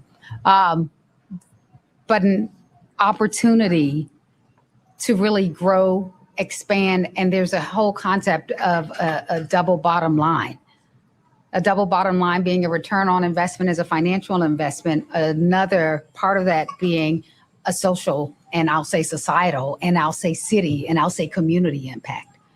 Winning is part of that community impact. Broadening and deepening relationships and strengthening relationships with community is part of that impact that is really going to be very important for us to do. I'm going to do this. I think obviously we probably don't have time to go over like the merits of the investment as an investment, but I think to me the most important part is that this is much more than just a financial investment. It's an investment in a team, in a community, again, in a city. And we're thinking about it in decades and decades and decades. But even the things that you mentioned that sometimes are used, to describe, kind of this market and this city and this team, to me, those are all opportunities, right? Look at how much we have accomplished, how much this team has accomplished, with those things, being quote unquote a small market and all those things. And I think to me, the theme is that we have been able to exceed expectations and we have been able to surprise people, even as recently as the most recent trade deadline, right? kind of AJ and the team once again, kind of pull some rabbits out of the hat. So we expect the unexpected. We expect, that what sounds difficult and perhaps impossible, we will continue to do that. And yes, there'll be challenges along the way, and you mentioned some of them. But those are also opportunities that we have been, again, able to overcome in the past. Tom Krasovic, San Diego Union Tribune. Kwanza, your reference to... Okay, okay, thank you. To dry powder. Yeah. That's a lot of dry powder. So if we go back when you were at Princeton, what skills have served you well in building the wealth and also guiding beliefs that served you well, that enabled you to buy controlling share of the Padres? Most of us cannot fathom that amount of money. It's a great question. And from my lens, what you're asking about is some core fundamental values. And I firmly believe not in instant and immediate gratification. And I think that, unfortunately, is something that now, and I don't want to just speak negatively about social media, but that's now part of what the culture is. Instant. And if you can't take a moment to say, how do I slow down, map out, have a plan, whether it's a 5-year plan, whether it's a 10-year plan, whether it's what I call dreaming in decades, how do I map out where I want to be and the impact that I want to make? So part of that foundational work for me was about slowing down and also understanding most things that are worth having are not going to come instantly or easily. And that is the same even here. Look at where we are with the Padres. Look at where we are in terms of what has been able to be achieved even prior to us. We're 3 days in. But that's what I look at as far as where our opportunity is. And it stems from, again, being able to be patient but not complacent, understanding what your value is and what it is you're able to bring to the table, understanding that you absolutely have got to learn to communicate with people. You absolutely have got to learn to disagree and still move forward in your disagreements and not being afraid to bring up points that you feel strongly about, and also not being afraid to stop and to listen so you can be better informed when you need to be. Because if you surround yourself, and this for me was one of the biggest things, and my parents at our family dinner table conversations, every Sunday we had them. We had family meetings. It was like a training ground for how to surround yourself with greatness and how to understand it, how to see it, how to develop it, and how to develop it in others. And the other thing I would add is, embedded in your question, I think there's something I want to highlight. We don't take it for granted. Nothing was ever just gifted to us or given to us. We have worked really hard from very early on to get where we are. And you're right.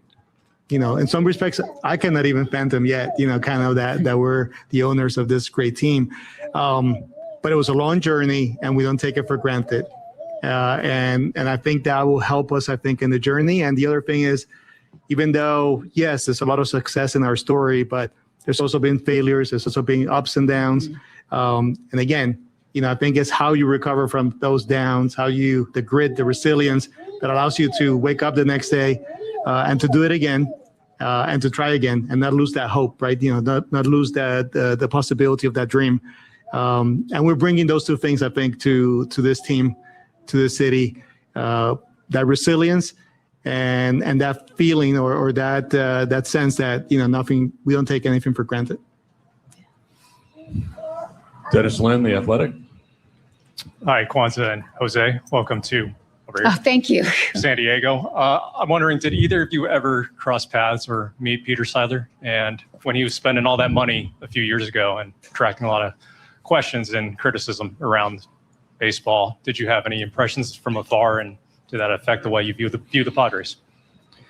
We're not fortunate enough to meet Peter. Obviously, we have gotten a chance to meet a lot of the family, and we're very familiar with the legacy. As I mentioned before, we have experience in the ownership side of sports, and we understand that passion that kind of enables us when we win or when we lose to say we won or we lost.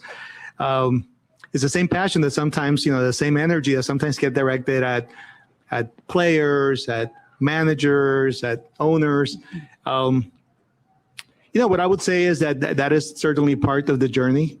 The only thing I would say, even when perhaps there will be a day when fans disagree with a decision or perhaps things are not going exactly as planned, is that we're going to be right there with them, with you. We're going to be upset if we're not achieving our goals, and we're going to be some of the happiest people in the world if we can achieve those dreams. So we understand that journey, and we understand that process. And again, we don't take it for granted. And Jose, I have a quick follow-up. You and Kwanza have both talked about how this is a personal investment as opposed to, investing in Chelsea through Clear Lake. How should fans think about that distinction, and what does that mean, if anything, for how you operate the Padres? Yeah. I'm missing our first game of the Premier League right now.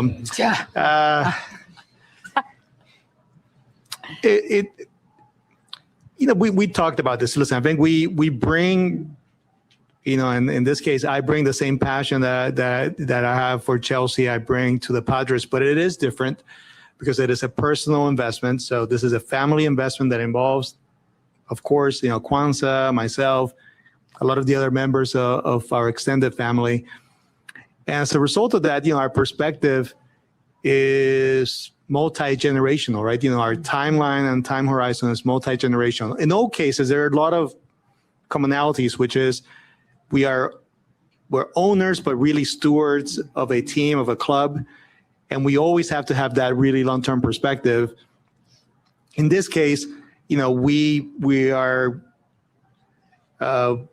we're accountable to each other, but in every case, and that's a little different at Chelsea, but in every case, we're accountable to the fans. And that, or in England, we will say supporters, but that doesn't change. So I think there's some things that, we bring to the table and perspectives and kind of that might be slightly different. But in both cases, I would say our commitment to the team, the club, the London is obviously, also a big city, is equal, and our passion is equal. Our time horizon here as owners is probably going to be much longer, and I'm looking forward to enjoying that. And I've said before that it's patient capital, and there is no exit. Jose and I are answering to each other, but we're also answering to the generations to come. So when you have that longer term lens of things, and you don't have to answer to someone else about that, because I used to say, I grew up like saying, pennies make millions and billions, not thinking that it's a fast, quick thing. That's what it, for me, is one of the distinguishing factors between even having a personal family office investment versus a VC investment or a private equity investment, is we can be responsible in a different way and should be responsible in a different way. Jose shouldn't be looking at the Padres in the same way that he would look at Clear Lake. It would be ridiculous for him to do that. This is why, if the biggest thing people take away, and maybe your listeners, your readers, your viewers, is it's family. It's one of the reasons we said we're family first, because the lens through which we look at this investment is very, very different. The commitment is very different. The outcomes that we know we want, we always want outsized outcomes, but in here, we really are dedicated and committed to something beyond just a financial outcome. Marty Caswell, Friar Territory. Hi, Marty Caswell, Friar Territory on the Foul Territory Network. Chelsea's up 3-2 right now. I'm just wondering how much more engaged and visible do you plan to be in San Diego because of that personal investment than you would be, say, in Chelsea?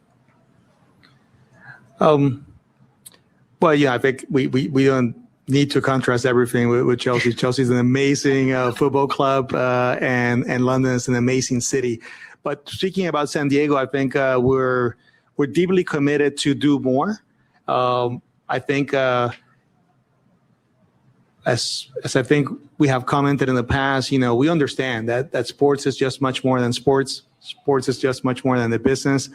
Sports is an integral part of the community. And in this case, the Padres are, I think, one of the pillars of this city and this community. And we're looking forward to engaging in many ways. Yes, kind of being here and maybe FaceTime is important, but also, I don't want to diminish, or I actually the opposite. I want to highlight, for example, the Padres Foundation. And I think this is very early in our journey, but I think there are many things that we can do through the foundation, collaborating with other institutions here in this city, to just make the city a better place. And I think that's the goal. That's the goal that we have in life for the world, for the universe, but specifically for this city and this community to, I think we're taking on this legacy at a great time.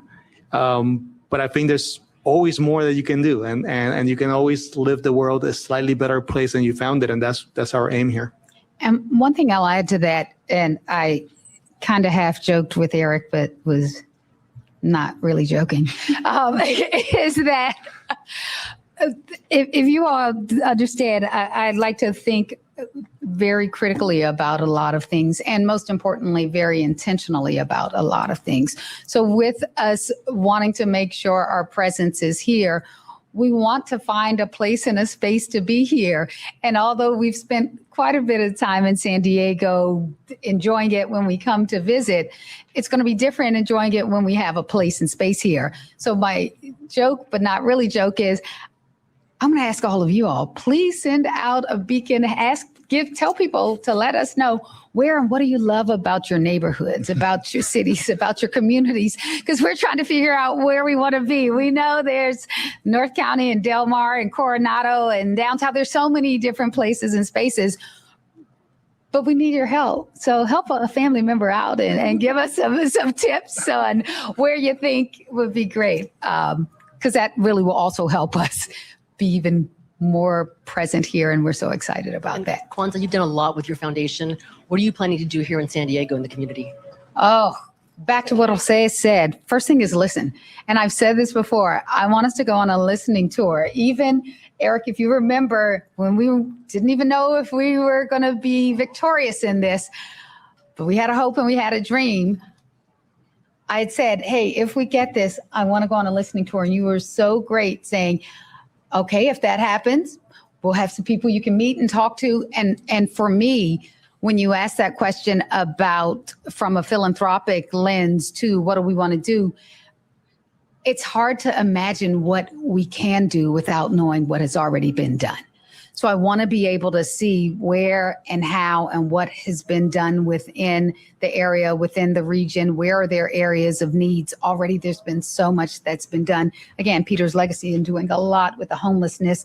That's one area and critically important with veterans. That's critically important.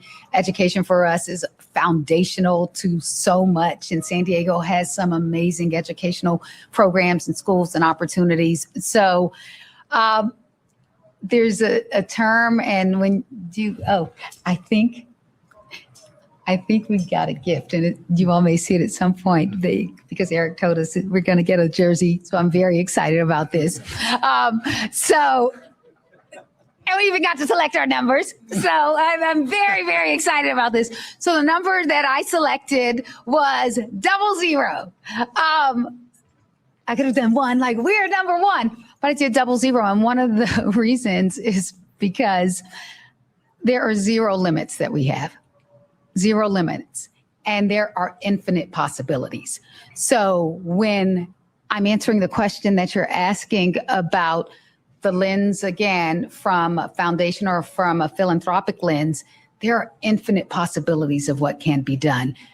I want to make sure, and Jose wants to make sure we are really being intentional and we spend some time and really understand what has been done so we can then see where and how far we'll also go. And the only thing I would add is that, as part of that, that's important because, San Diego is a great city and the Baja communities and also very diverse, right? Yeah. And we want to, kind of listen, and not every solution, right, applies to everybody. So there are many things I think we can create impact by partnering with people that understand those communities intimately. And we want to respect that diversity of background, opinion, ethnicity, et cetera. So we're looking forward to engaging, including our Latino community, Asian communities, other African-American communities. And I'll add one final thing, and it's, you can't, from my lens, you don't go to someone's home and start dictating what they should be doing in their home. You want to be well, we're not guests anymore, but when I look at this, we're not going in and dictating what should be done in the community. We're trying to understand what has been successful. We're trying to listen and see where there are needs. And there are so many talented people, not just with the Padres, but even in the organizations and in the people and in companies, in the for-profits, as well as in the non-for-profits, in the San Diego and Baja communities. So again, I'm excited about partnering with so many folks. We have time for a couple more questions. We'll go to John Carroll from KPBS. Thank you very much. Once again, Kwanza, Jose, welcome to San Diego. Where are you? I know. I'm right over here. Okay, I'm sorry. No, thank you. Okay, thanks. So actually, my colleague over here pretty much asked the question I was going to ask about community involvement. So maybe broaden it out a little more. You all have both mentioned Baja several times in your comments. San Diego is obviously unique in that way, being a border city. What do you see as unique possibilities in relation to that, two countries that you can through the Padres organization bring to this area? And thank you so much.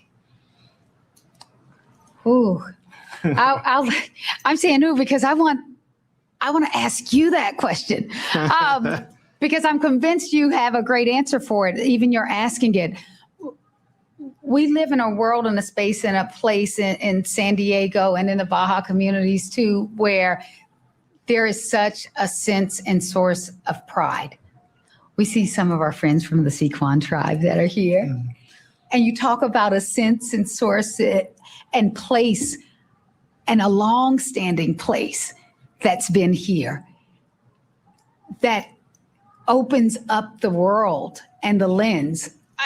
San Diego, which is why when it comes to people talking about, oh, it's such a small market and okay, yeah, sure, but not really. It's a gateway to the world. It's global, it's diverse. So when you hear us talking a lot about San Diego as well as Baja, it is to honor and to recognize that again, and I'm gonna go back to our friends, the Sequan tribe. Think about it. You all were here before a whole lot of us were here. Ancestors and ancestors and ancestors that understood what then was the global nature. We're just continuing all of that and saying, what are those possibilities?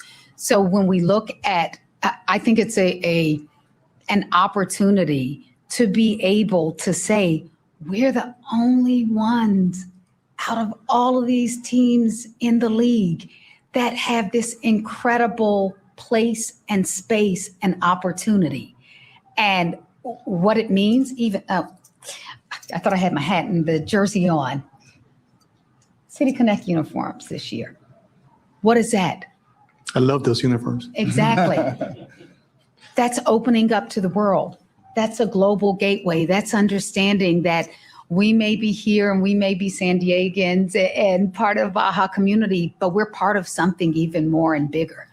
So I'll let you go ahead and answer something because I get you can tell I'm really passionate about this. Yeah, I think as we talk about kind of sports being a medium or a way to do good for the community and to have a positive impact. I think it starts here, right? Kind of just as these two communities have been so interlinked for such a long time, we can be a bridge, to that community. And I'll state the obvious, perhaps, right? Obviously, I'm going to be one of the few Latino owners in the league, one of the few owners whose first language is Spanish. You got to give them a little something. Although I will say, I know we're doing this in English here, but I'm already like, yo soy la madre de los Padres. How do you like that? That's right.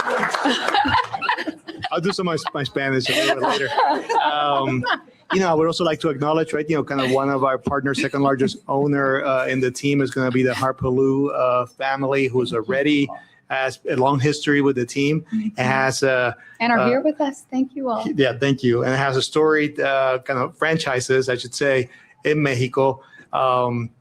So I think obviously the sports of baseball has a incredible legacy in where I'm from, not only Puerto Rico, but the Caribbean, Venezuela, and other countries.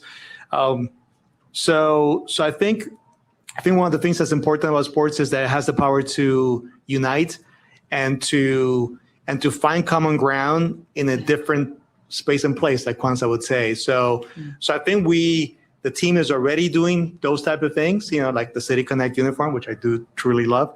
But there's more that we can do, and we're going to bring that perspective, a unique perspective that I think very few owners, if any, in the league have right now. They have their own perspectives, incredibly valuable perspectives, but we do bring a different perspective that I think is incredibly applicable here with Los Padres, right? The only team, by the way, in baseball or in any major league that I can think of whose name is in Spanish, by the way. Yeah.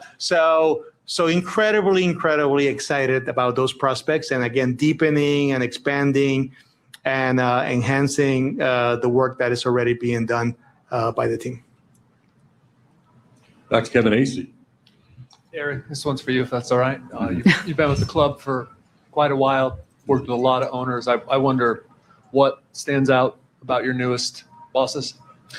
Well, it's so exciting for you all to hear from them today, because this is the level of passion and competitive fire and enthusiasm that AJ, myself, others in the organization have been able to come into contact with over the course of the process that we went through leading to today.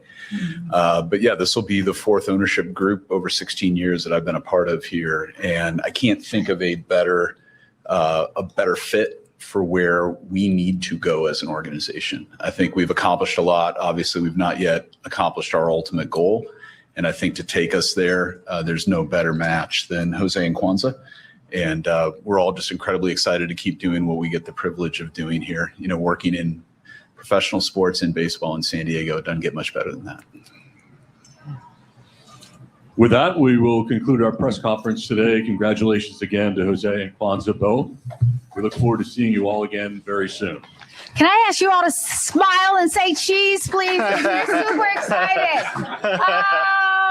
Oh, thank you all. We'd like to.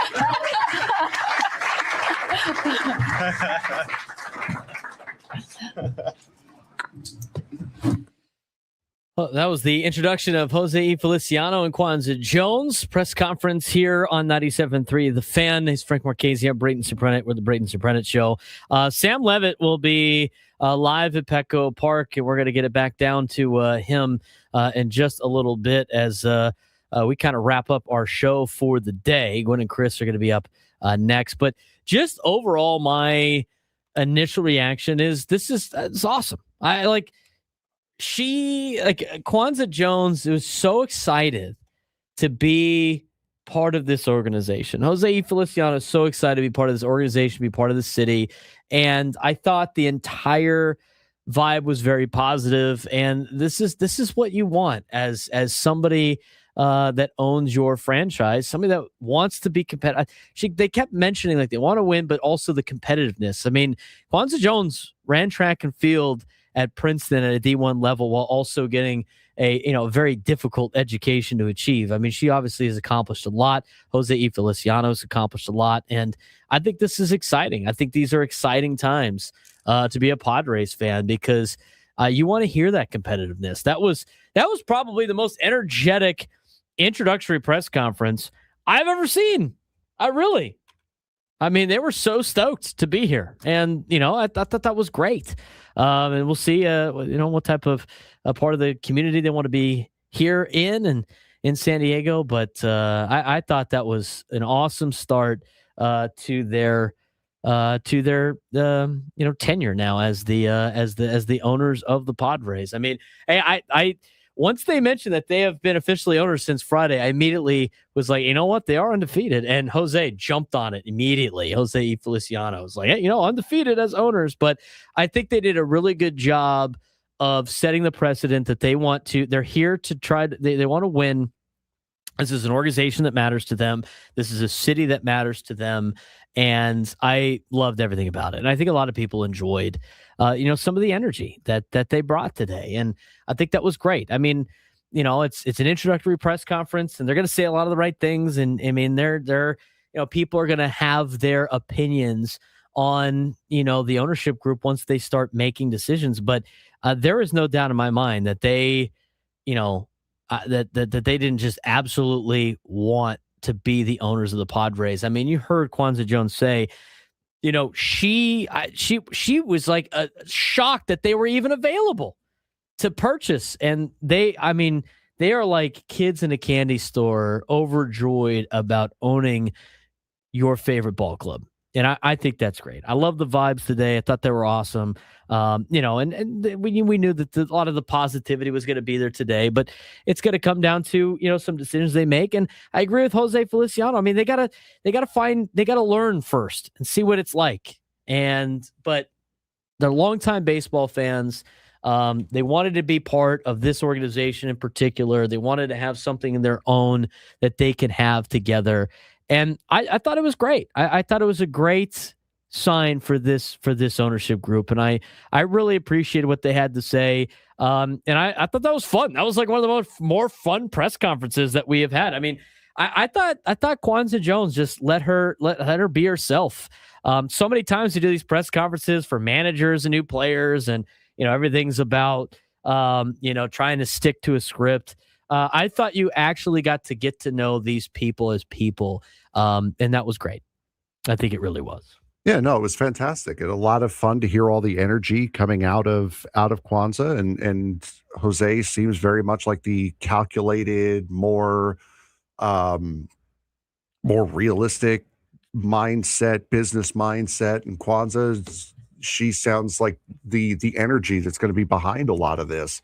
So very, very nice to hear the two different sides. They both have two different ways of looking at it, which are going to be even more fun. And now they get to sit back and watch the final 15 seconds as Chelsea win the opening match against Fulham 3-2.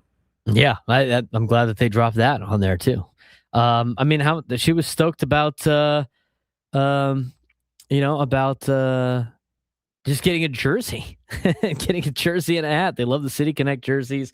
But I thought they did a really good job in their introductory press conference.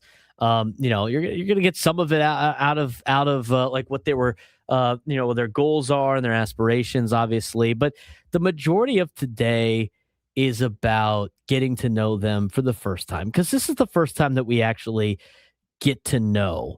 And it wasn't that cookie cutter presser that you usually get. It was something different. I liked the dynamic of these two and everything. So we're done.